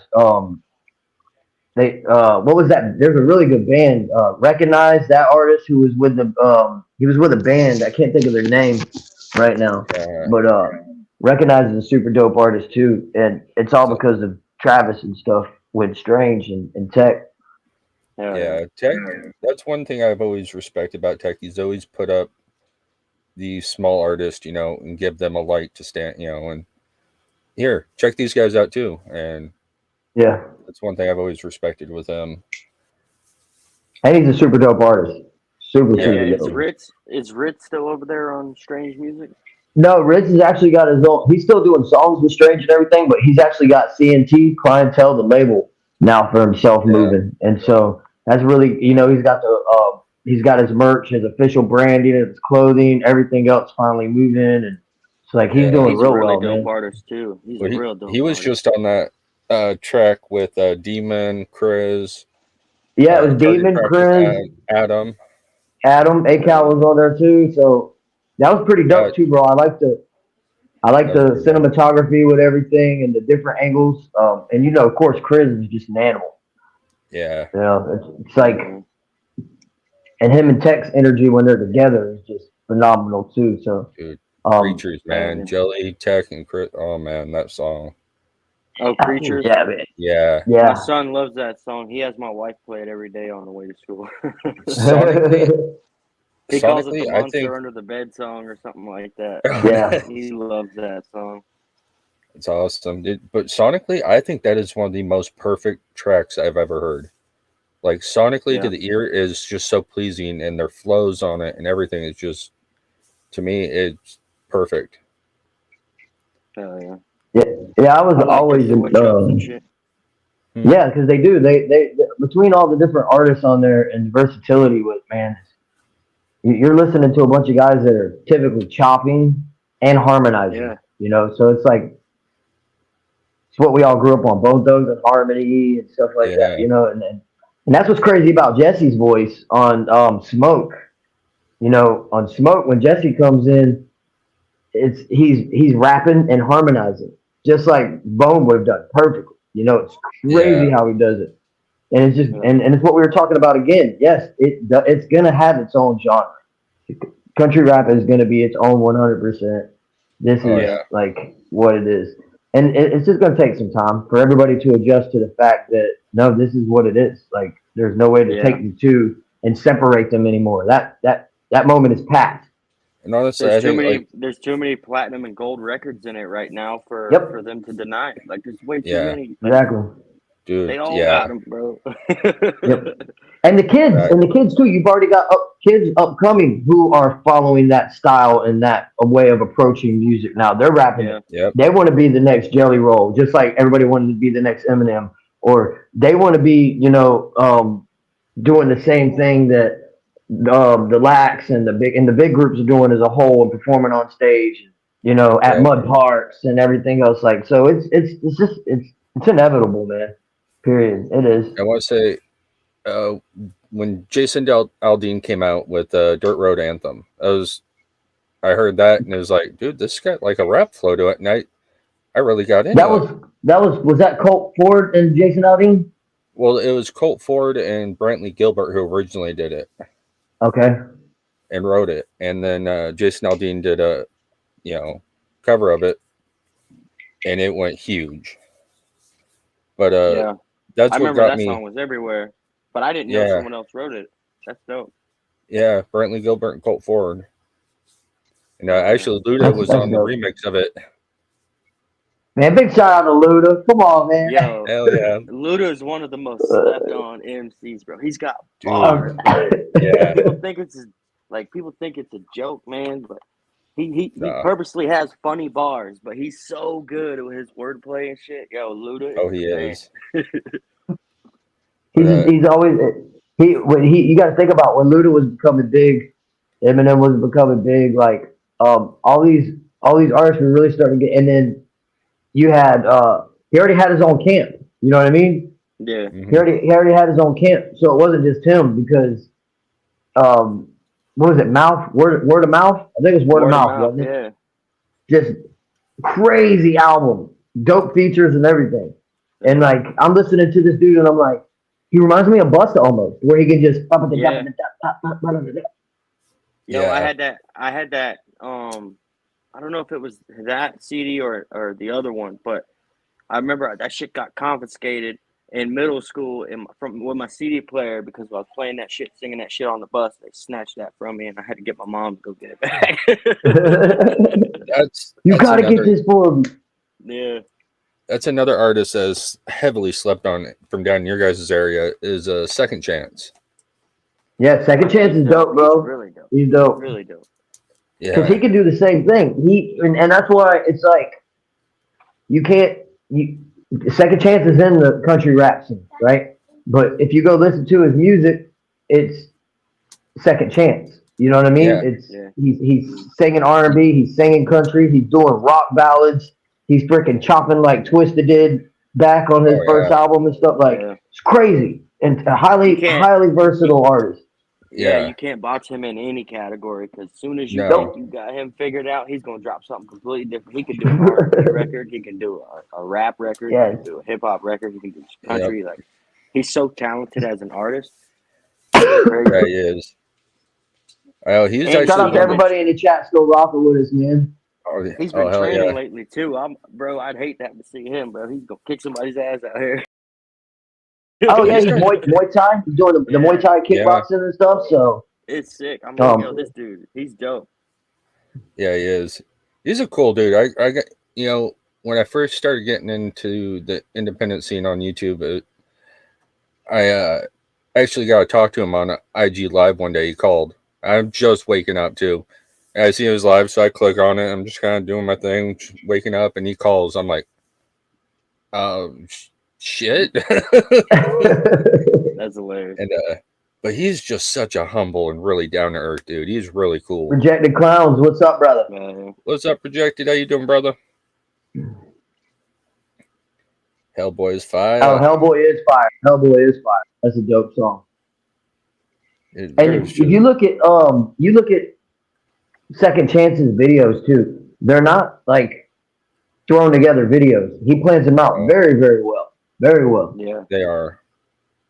He's really good. Like Out of the Tampa Bay area, he's really good. I'm like, damn, this. And he just had a fight, didn't he? Did he have a fight this week or was it last week? I am not sure on that. It might be this MMC would week. probably know. It's going to be in Tampa. I'm pretty sure somewhere in the Tampa area. MMC And, keeps track of you Florida boys. Yeah, Florida boys. See, I didn't know MMC was so close. Yeah, shit, where was it you grew up? MMC? I can't remember. Excuse me, can't remember now. It was just under Polk County, I think. If I remember right. But he'll probably pop up here in a second. There's like I was saying, I found Jason Aldean's song. It reminded me how much I enjoyed rap because I hadn't listened to rap in a long time because of mumble shit, and that wasn't for me. So I heard that and it was like, man, I dig that. It's got the rap flow that I love, but it's got what I know in the country. Yeah. And then I get on YouTube, I start getting recommended The Lax, Georgia Boy, shit like that, and I've been a big fan ever since. Like one of my favorite bars is actually from Clay. And it's my all-time favorite bar. It's from Make Things Right. Where he says, a song is 1,000 tears if it's sung right. You said Hardy County. Yeah, that's not too far. Can't remember the exact quote on the line. Oh. Rilla's audio went. Really, your sound cut out? Sound, yeah. Yeah, I can't remember exactly how the bar goes, but that's my all-time favorite fucking bar I've come across from. And those two I think are slept on as well. Hell yeah. Clay and Brian, they don't get the recognition I think they deserve. A lot of you guys don't, to be honest. Like first thing I told Rilla after I listened to Tidal Wave today is like, dude, this deserves so many more fucking views. This deserves way more than it has. Yeah, but man, it's crazy. Like, I've just always know like what people deserve versus what life gives them is always two different things, and it's never gonna be the same. You just gotta. I know it deserves more, but you just gotta keep grinding and working it out, and one day the universe will deliver it. But a lot with that song was basically just lack of back-end promotion from me because I just uploaded it. I think I made one Facebook post about it, and I just haven't reposted it or anything because when I send shit live on Spotify, the algorithm picks it up and sends it to all my listeners and all that. So that's where I get majority of my streams and shit. But YouTube, ever since they, Rilla said, be right back. But YouTube, ever since they demonetized me, I had a beef with them, so I didn't upload for a long time, and then I finally started uploading again. So. Sometimes you gotta reboot. Facts, Camo. Facts, brother.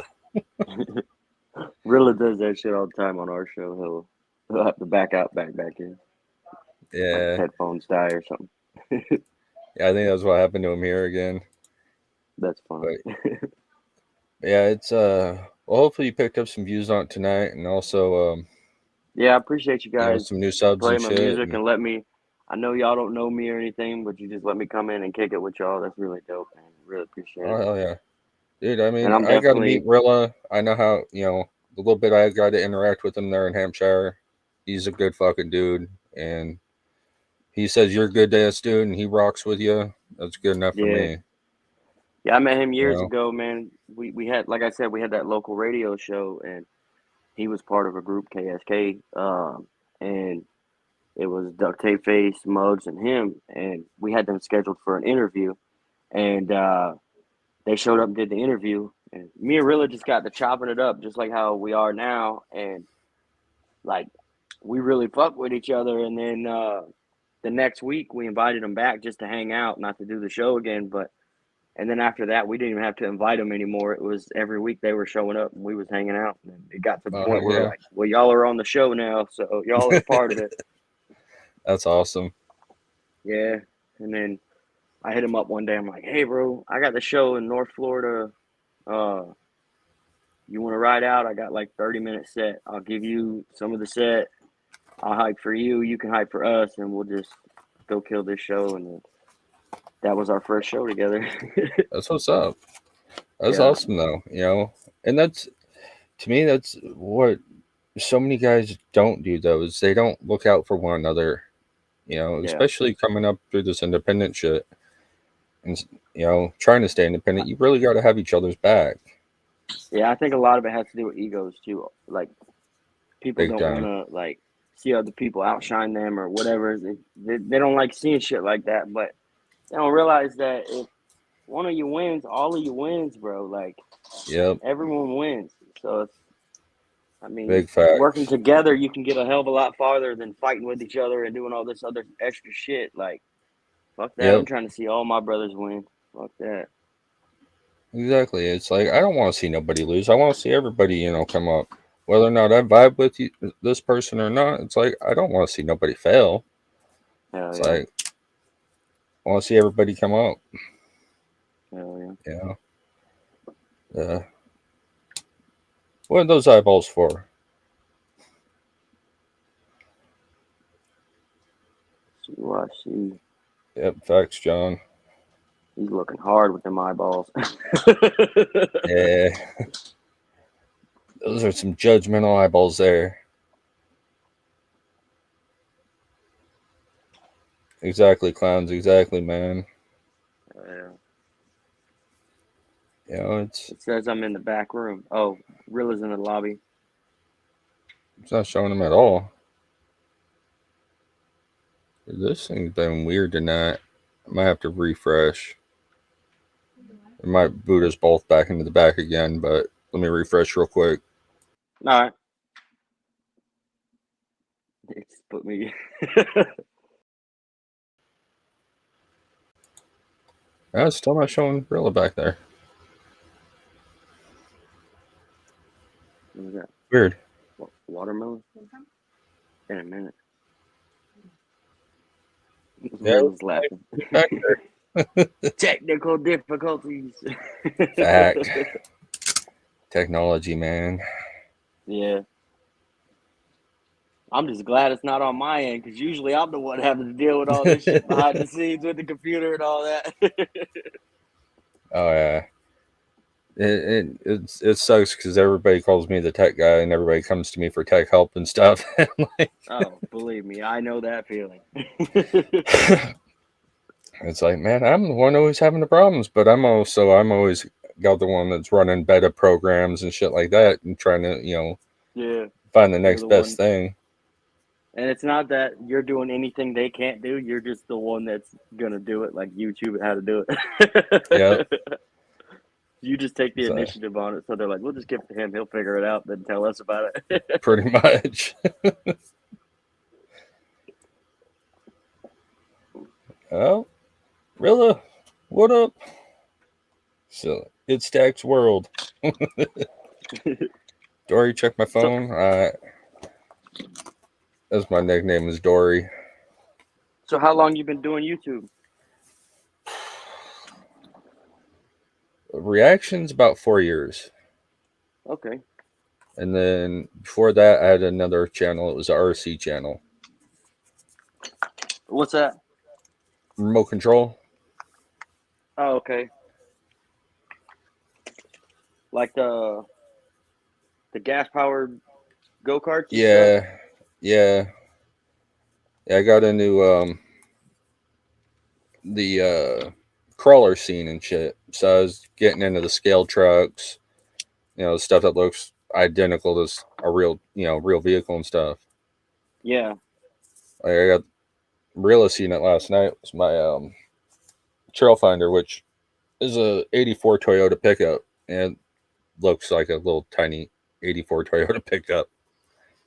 Rilla said waiting for the host to join the link. Bro, Rilla, you might be in the wrong link. He needs a link again. Okay, let me drop it. Yeah, you might have an old link or something, Rilla. Copy link. There we go.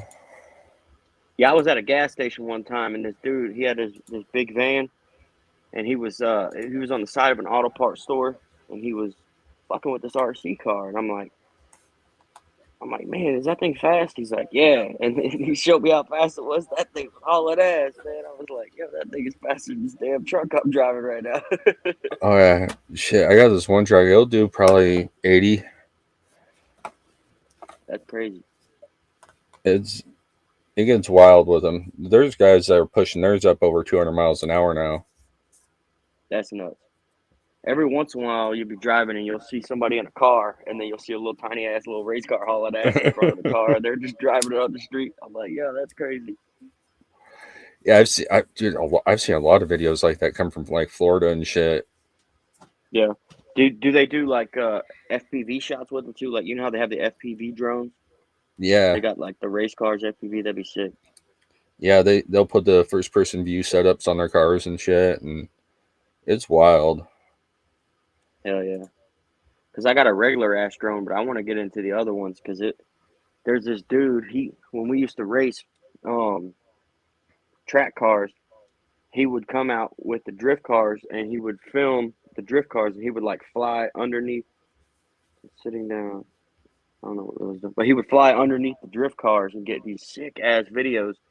And I told him, I was like, bro, you got to let me buy some of that for B-roll for music videos. Heck yeah, that'd be sick. Yeah, just have like drones flying underneath drift cars and shit. That'd be so sick. Yep, man, those guys with the drones, man, they're crazy with the shit they can do. Yeah, yeah. I think Rilla still needs the link. I dropped it down there. So Rilla, check the comments. Click the link in the comments. I'll throw it back in there too, just in I'll text case. it to him. Hold on. I'm gonna text it.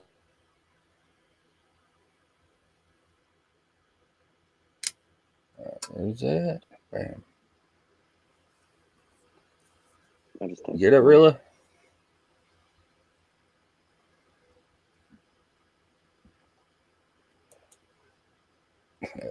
Rest in peace to DMX, man.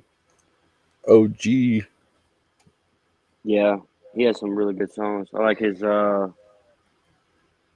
Slippin' song. He's got a bunch of really good songs. No, Mocon. Go to Sleep, one of my favorites. DMX and Eminem. Yeah, that one's fire. Mm-hmm. Slippin'. Dude, that whole first album was just insane. Yeah. Where the Hood At and all that. Like, he had so many good ones. Yeah. Man, I miss a lot of the old school shit. You know, Redman, Method Man. Yeah. Oh, there's always been certain artists I like no matter what.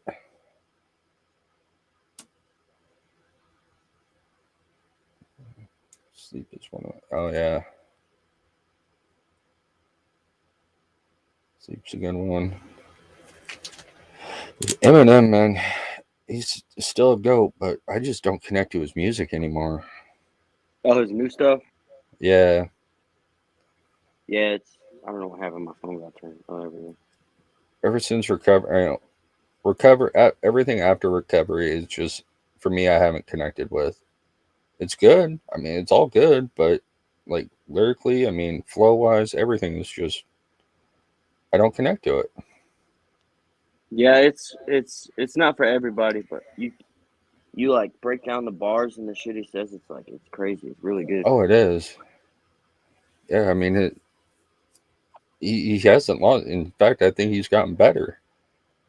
Yeah. But it's just What'd like, you think of that Bad Meets Evil, the joint he did with Royce, the album? that's the first one, right? The second one, Bad Meets Evil 2. It's the more recent one they put out together. It was Okay. so dope. That whole Yeah. tape was really good. I used to, when we were traveling doing shows, I would play that. Restarting my phone cold. Damn, really? Gotta restart his phone. I done Yeah, hijacked Reala's interview. shit, it's all good. Yeah, that was a really good one. I really like the one they did with Bruno Mars on that. That was a good track. I'm trying to think. Lighters. Lighters, right? Yeah, Yeah, that's another dude. He's a really good singer, songwriter, producer. That Bruno Mars dude, he can do it all. He's a really yeah, talented person. yeah. He is. I think he kind of got like roadblocked in the main industry. Yeah, they roast him really now. They said he had a factory reason.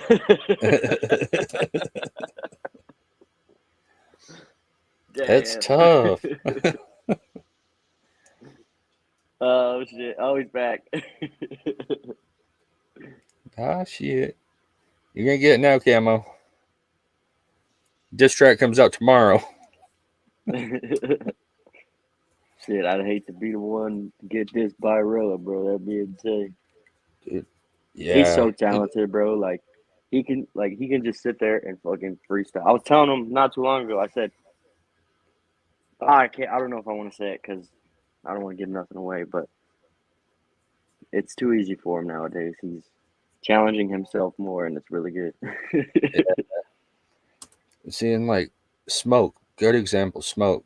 So I had a few other people do reactions on it and stuff, and their least favorite was Reala.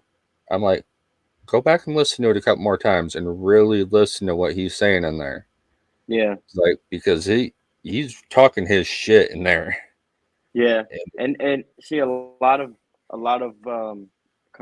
country rap fans are they're new to the whole rap thing, so yeah, when someone comes in and they're spitting bars and chopping like that, they don't like get it right away. But once they go back and actually listen, then they're like, "Oh wow, I missed all this the first time around." It's like what we were talking yeah, about earlier. Like they're the best ones are the ones where you got to listen multiple times because you're yeah, like, "Yo, I can't believe he said all this and that verse." Like there's so many individual things that run off and connect, and it's crazy. exactly. And for me, like that's one reason I really enjoy Church's music is because the depth of his bars. You can listen to it, Yeah, over and over and pick stuff out every time. Almost, it's like I like that style of writing. So when I come across people that do it, it's like I'll follow it and keep listening. 'Cause that's what I enjoy. I love being able to listen to a song again and hear more and more. oh yeah. Let me try to back out and see if that lets Rilla in. Maybe it's something like that. Is he still having issues? He was in the chat. Rilla, you still having issues, bro? Yeah. Let me refresh the link here and see. Copy link. If you want, I'll back out and you can send the link to Rilla and see if he can get in.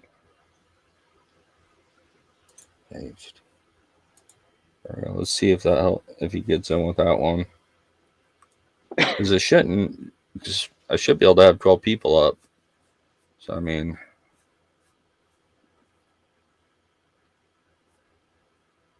it's weird. It's having this. Oh, I might just have to go back to StreamYard. But I like this. I like this one better. But it's been having some issues Okay. with it. Rilla said, hold up. Uh,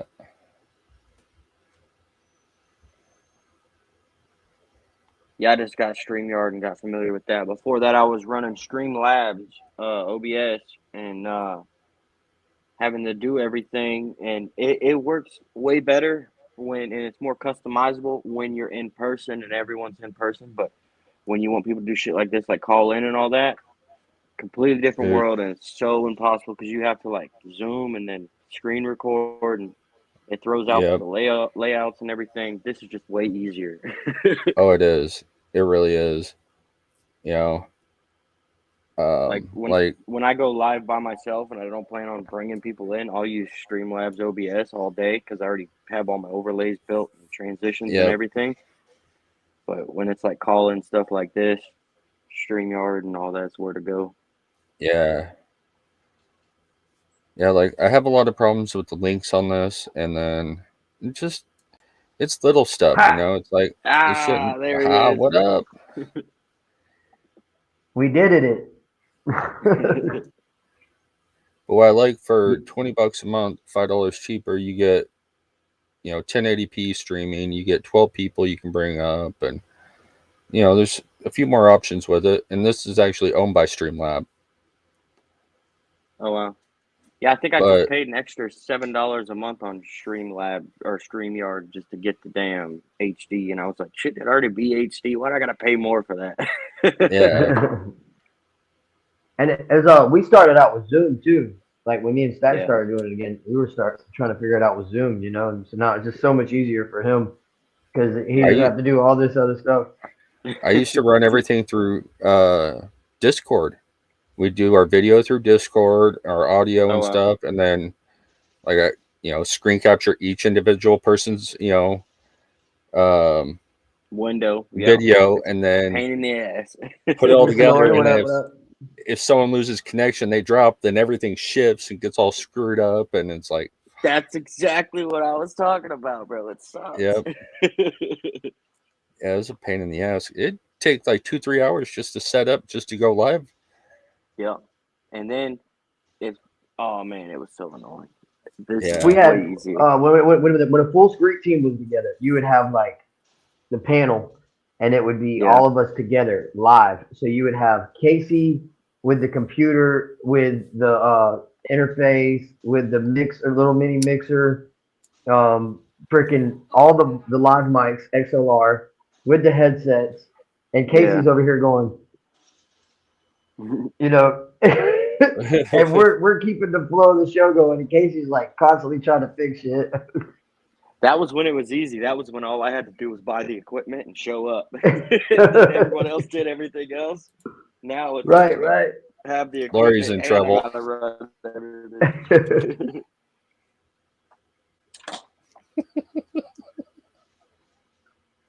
That shit was hilarious last night. Oh, you talking about Miss Lori? Yeah, Tim and his beard comparison. I trimmed it down because of that reason. So. Did you? What happened? What I miss? It's some kind of inside joke. Yeah, Miss Lori's husband joke. Yeah, the live last night. Tim's wife, right? She's right there. Sisters in Arms. That's Tim's wife. That's Triple T's wife, Miss Lori. And when they do their XXX rated late night adult show, they, like I said, dude, nobody is safe, bro. Not even the dog is safe. That's hilarious. They're just going off, huh? Oh yeah. Yeah. Next week he gave me a good review on Sink or Swim for my verse for Sink or Swim. That was dope. Yeah, he was like, "Where did this dude come from?" I was laughing so hard, bro. He was going off. I was like, "Oh shit." He's like, "Y'all been sleeping on me?" I'm like, "Bro." Yeah. He really gets into it. He's a good watch, man. Oh yeah. Yeah, he's definitely gonna give you a good review. Because if he's moving, he's feeling you. You know what I mean? He's vibing with you. He's moving. So you can't play videos yet, right? That's what you're one of the things you're trying to figure out, Hillbilly? With what? Is how to play videos. Oh no, I can play videos. Oh, can you? Can you do us a favor? I want you to play me and Stack's first music video together. All right, can do that. Hell's Gates. Hell's Gates. Oh, Hell's Gates. Okay, I'm trying to think back. I'm like, Still 100. Broken Halo. Like, there's so many of them, bro. If you go to Stack's page, Hell's Gates is on there, or Mirrors, whichever one you want. But I really like Hell's Gates a lot too, man, because that was like our first official video, I think, together. Yeah. And then the hell is it? Oh, bro, I wish we would have did a video for Tobacco Roach. Can you imagine if we ever did a video for that? It'd be crazy. Bro, I was on my my NoneRealA official merch page on Facebook, and somebody dropped the link and said, "New song, new fire." I think it was Bonnie. It might have been Bonnie. Bonnie might have dropped it. And I was like, dude, if they bring that back, it's going to be so great, because the three of us, the way we bounced off of each other was just crazy. Yeah. It's crazy. That thing has on DistroKid, bro. That thing has over 340,000 streams for that fucking song, bro. That's And I'm like crazy. looking through the excruciating details, and it's all like Facebook stories, Instagram stories, and shit like that. So I'm like, people were rocking with that thing, bro. Shout out to Bonnie. Shout out to Bonnie. We might play that tonight too if you want, Hillbilly. We wrote that song on we wrote that song Friday the 13th and we dropped it Halloween of 2020. Yeah. Dang. That was I'm pretty sure wasn't it Stacks, or was it 21? I think it was 20. I don't know. We had to look at the vlog because that's it. We videoed it all. It says 2 years ago, September 27, 2020. Yeah, this one was different. Okay. Oh, this was different, yeah. All right, let's go. I hate those letters on the intro. It makes it look cheap. Why is it doing that? I'm not the same, you're not the same. People change, yeah. I'm not the same, you're not the same. Over time, people change. Happy memories seem so far away. Hear the echoes of a heartbreak as we approach Hell's Gates. I'm not the same, you're not the same. Over time, people change. Happy memories seem so far away. Hear the echoes of a heartbreak as we approach Hell's Gates. Yeah, good voice, man. Yeah. Order up another round. Whiskey mends a broken heart, but stop at what amount? Drowning sorrows, empty bottles full of broken vows. Regretting words I spoke that live inside a hollow ground. Cold shoulders, feel the air, feel the chills, the silent stares. Don't let my ego twist your actions to my biggest fear. Can't hear your message loud and clear. Radio stagnant interference, push the subject till you reach the point of real tears. So tell me where we go from here. Destroy the home in moments that it took us years to build. Too many quiet nights knowing I can fix this here. Wrapped up in darkness in the distance, see them gates appear. I'm not the same, you're not the same. Over time people change. Happy memories seem so far away. Hear the echoes of a heartbreak as we approach Hell's Gates. I'm not the same, you're not the same. Cool. Over time people change. Happy memories seem so far away. Hear the echoes of a heartbreak. As a father there, that puts the nail in the coffin. I broke dice, now I'm prepared to give you all I can offer. Prepare myself for the slaughter. How can you give it up for this music but barely know your oldest son and daughter? No calm waters, I was lost in the surf. Kneeling out and wishing well, pray for anything to come and take me out this earth. Divine surrounding me, darkness bounding me, tie me down to a raft, forced to ride rough waters without an ounce to drink. Emotional waves pounding me every day with no amount of sleep. Hope you hear me crying out for you with every ounce. And always love you regardless. What you taking me curling, cause in the end you'll never know how much it was hurting me. Really. I'm not the same, you're not the same. Over time people change. Happy so hard not to sing along. Hear the echoes of a heartbreak as we approach Hell's Gates. I'm not the same, you're not the same. I grabbed the phone, that's going on the list. Happy memories seem so far away. Hear the echoes of a heartbreak as we approach Hell's Gates.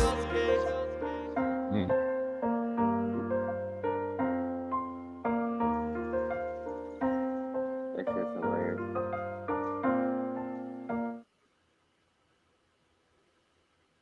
Hell yeah. I like that. I like that a lot. Damn kids. Yeah, funny backstory behind that. When I flipped that table, it actually broke. And she was so mad at me because it was supposed to be just a video and it really fucking broke. And I was like, well, it's already fucking broken, so we might as well use it for the video now. That shit was hilarious. That was a damn good video too, man. I really like the way that you pulled the drinking scene out too, man. With the view from inside of it and everything, that was so well captured. Yeah, I took my GoPro and I put it inside of a glass, and then I was like, that'd be a cool perspective of pouring the alcohol or whatever into the glass on top of it, and then another shot of them drinking it. Just a weird shot I thought of, and it worked out so fire for B-roll. That is. Yeah. That is a very unique shot to see someone put together. Yeah, I was just thinking of like a cool perspective, and I was like, yo, we got a GoPro. It's waterproof. Let's do something. GoPros from Heck far yeah. away across the room kind of suck, but up close they're really fucking good. So that's why I was like, Yeah. let's put it in a cup and pour straight on top of it. Right. Hell yeah. And it came out super clean shot too. And then like Yeah. the whole scene in the studio, that was actually us in the studio. We actually had sessions that day. And we were recording Hell's Gates that day too, if I remember correctly. And that's actually CaseyOnTheMix.com, who's mixed a good majority of my new album. Stax is #1 engineer, other than Ken, of course, and a few others, but mainly Casey on the mix for Stax. And he just does a great job, man. Being so young, he's so talented. So talented. Yeah. Heck yeah. But it came out well, man. It came out well. We appreciate everybody in the chat rocking with us, man. Further Aspire, yeah, Bonnie. I love that song. That's on the album. Hey, y'all want to hear Tobacco Roach? Oh god. Echo Roach, huh? I think we should play Tobacco Roach and then tell them the backstory on it, Stax. That way they kind of understand where we were at in our heads when we wrote it. Yeah. I'm not even sure where that one would be at. You I might know have it's to on type YouTube, in. but it's on my YouTube page. You just type in Tobacco Roach. If I can type, dang. And then see, we definitely gonna do a video loader, brother. That's definitely gonna happen. I'm just gonna wait until the beginning of the year.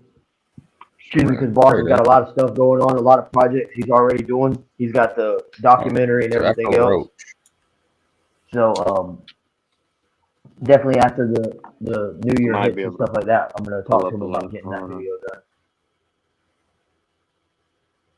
Such a great song too, especially because I listened to my brothers and I freestyled that verse, and it came out perfect, you know. So I'm glad I listened to them. There was a lot of growth through 2022 for me, man, because I started listening to everybody more instead of just inside my head. I started listening to everybody else more, and that's what helped me open up, you know. So shout out to everybody pushing us. Bonnie Muse caught up in that rip tide. And shout out to Bonnie too, man. She's another huge Seen it. supporter and share. You might have to type in NoneRealA, Stack 727, NoneRealA, and Rico Savage Tobacco Roach. It's gonna be 3 roaches on the front with some shrooms behind them. Kind of a cartoon cover. Joe just tortured you? Uh-oh. Oh, here it is. This is it. Holly said Joe just tortured her.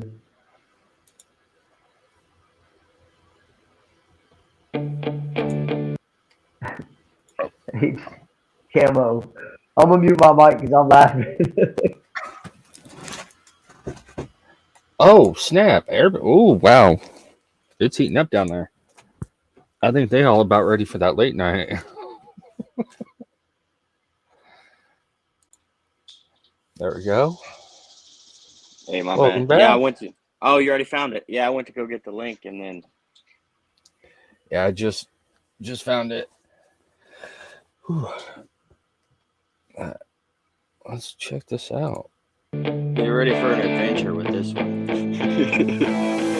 Oh, the beat already. Settling, I feel it crawling in my skin. My demons are my only friends. I'm lost 3 sheets and nowhere. As darkness starts to settle in, I feel it crawling in my skin. My demons are my only friends. I'm lost 3 sheets and nowhere. It's Halloween, we dressed to kill and I'm buzzing. You could keep your pint cause they cheaper by the dozen. Got my demons with me, I ain't worried about nothing. Triple head of monster, better let them know that we coming. Running alleys never turned on Front Street. Knock, knock on your door, bitch, trick or treat. Mouth drooling, lock jaw, I'm a different breed. Had to hit a real bro, what you got to eat? Michael Myers stick clicked up with my girls. Hit the fields, count, tip, and pick a shrooms. Rico buzzing in, we about to swing through. Got 2 large bags, man, there's plenty for the crew. 3 sheets to the wind, safe to say we going in. Had about 8 cats, pretty soon they kicking in. fist fight, lawn gnomes, pretty sure I'm tripping. Sprinklers got the kicking on, I swear I'm swimming. As darkness starts to settle and I feel it crawling in my skin, my demons are my only friends. I'm lost, 3 sheets and nowhere.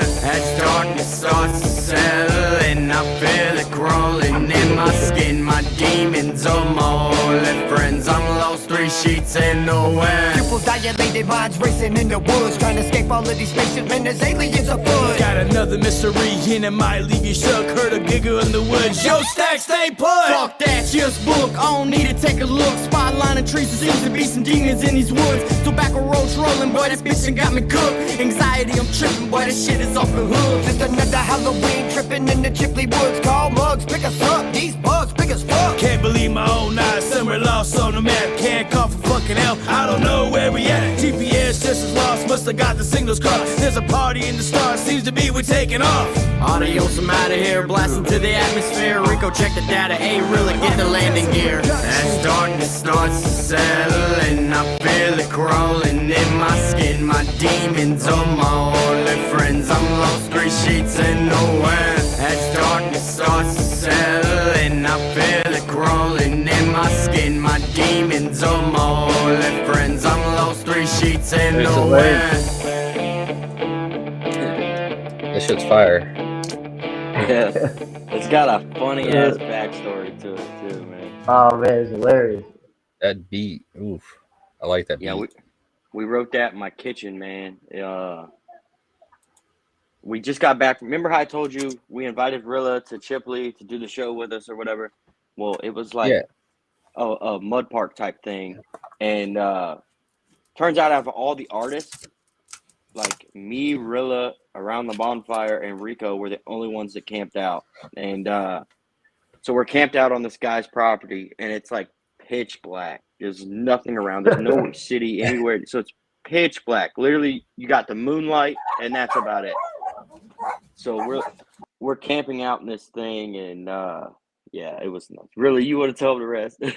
Bro, it was a dry county, right? So me and Rico faded, and we're wanting more, you know, and Stacks won't do nothing. Stacks is just straight chilling, you know, and Stacks is sitting there, and he's like, looking around, he's like, man, it's mad quiet around this bitch. we were like, hell yeah. And all of a sudden we started hearing these noises in the woods, and we was like, what the hell is that? Like, and that's the mind started racing, bro. You know, like I was like, usually you get a light and start shining shit. Stacks like, don't be shining shit and bringing it to our direction. You know, like don't give it the attention this way, because there was mad noises going out. It's Chipley Woods. It's like 3:30. We had a light, and we would shine it out, and you see little eyes, and you're like, what the fuck is that? So we had this one cigar, because none of us had cigarettes or nothing. We had one cigar left, and we literally smoked this thing till it was broke. And we came home, and we couldn't get it out of our heads, and we're like, yo, we're gonna write a damn song about this experience, and we're gonna turn it into a hell of a story, and all three of us are gonna do it. And we wrote it in Stack's kitchen, and then we hit Casey up. It was like Friday the 13th. Friday the 13th, and Casey's like, what do y'all want? We're like, we need you to come open the studio up and mix this and stuff. He was like, no. And we were like, yes. Poor Casey. But we did get bro to pull up, and we actually got it done Friday the 13th. It was written, and it was ready by Saturday the 14th. And we decided we were going to drop it on Halloween, because that was what it was for. Mainly, we're like, it's so close to Halloween, you know, it's got the perfect vibe for Halloween. And dang, how many did you say were 200 and what? I have no idea. I gotta check the distro kit on that. That's super dope. See, I didn't even know there. that. It was like That's cool as when I hell. seen it, I was like, "There's no fucking way," and it was up there, bro. That's pretty damn cool, man. Because That's it's a really good well one. put together, ain't it? Yeah, I Rico. like that a lot. That was back when we were Us and Them. Yeah. And take care of That was the name of our group. We were called Us and Them, USNDEM. And it was me, Rico, Stacks, and Banjo Steve typically when we were on stage. But if anytime we do a song with anybody else, it would still be us and them because we were all basically us and them, you know, as a whole. And then it's the same when we do anything with Beach Necks. If we all get together, if it's me, Stacks, Ken, any of the Beach Necks members, and we do a track, typically it's Around the Bonfire or a Beach Necks project. Yeah. Hey, whoever's talking shit in the chat, yeah, right. I got money on it.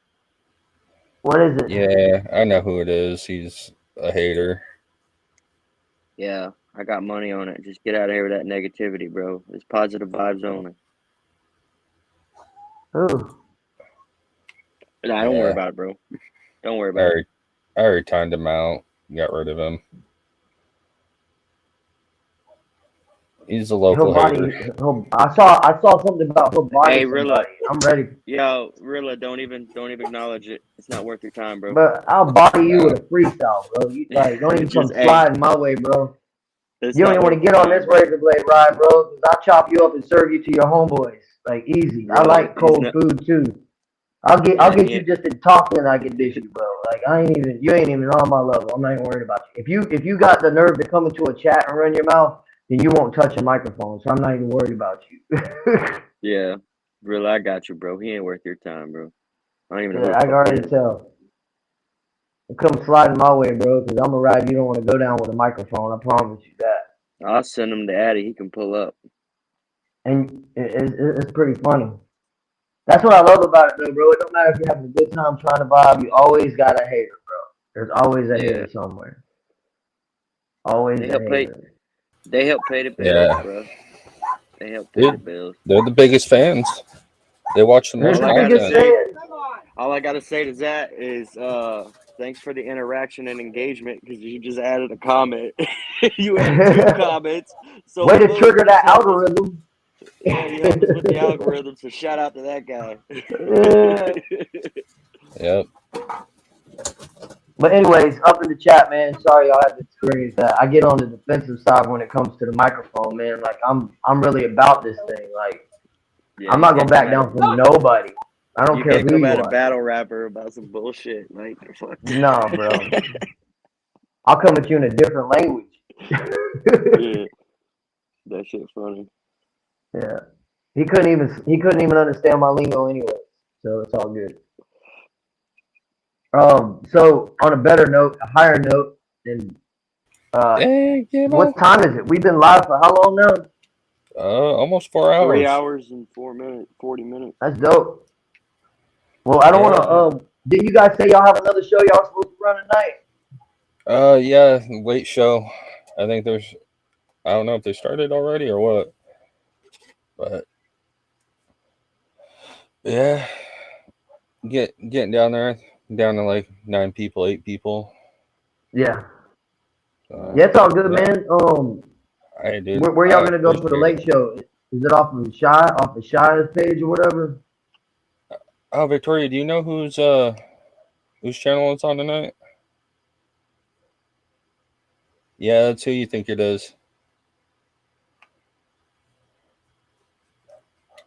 Oh, y'all know this person? Yeah, I'll fill you in here in a second when we end. Someone please send me a link.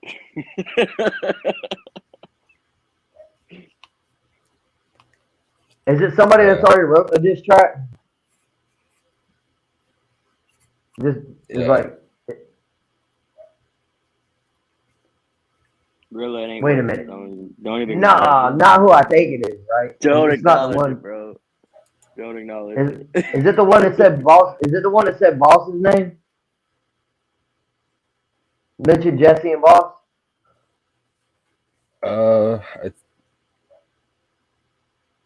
Hey, no free promotion, Rilla. Just chill, bro. Chill. No free promotion, all right? Free promotion, yeah. Because if it is, that shit was whack as hell. If no that's who it is, that shit was whack. No free promotion. It was whack, bro. Don't even come here. That wasn't even the diss. You disrespected yourself on the microphone.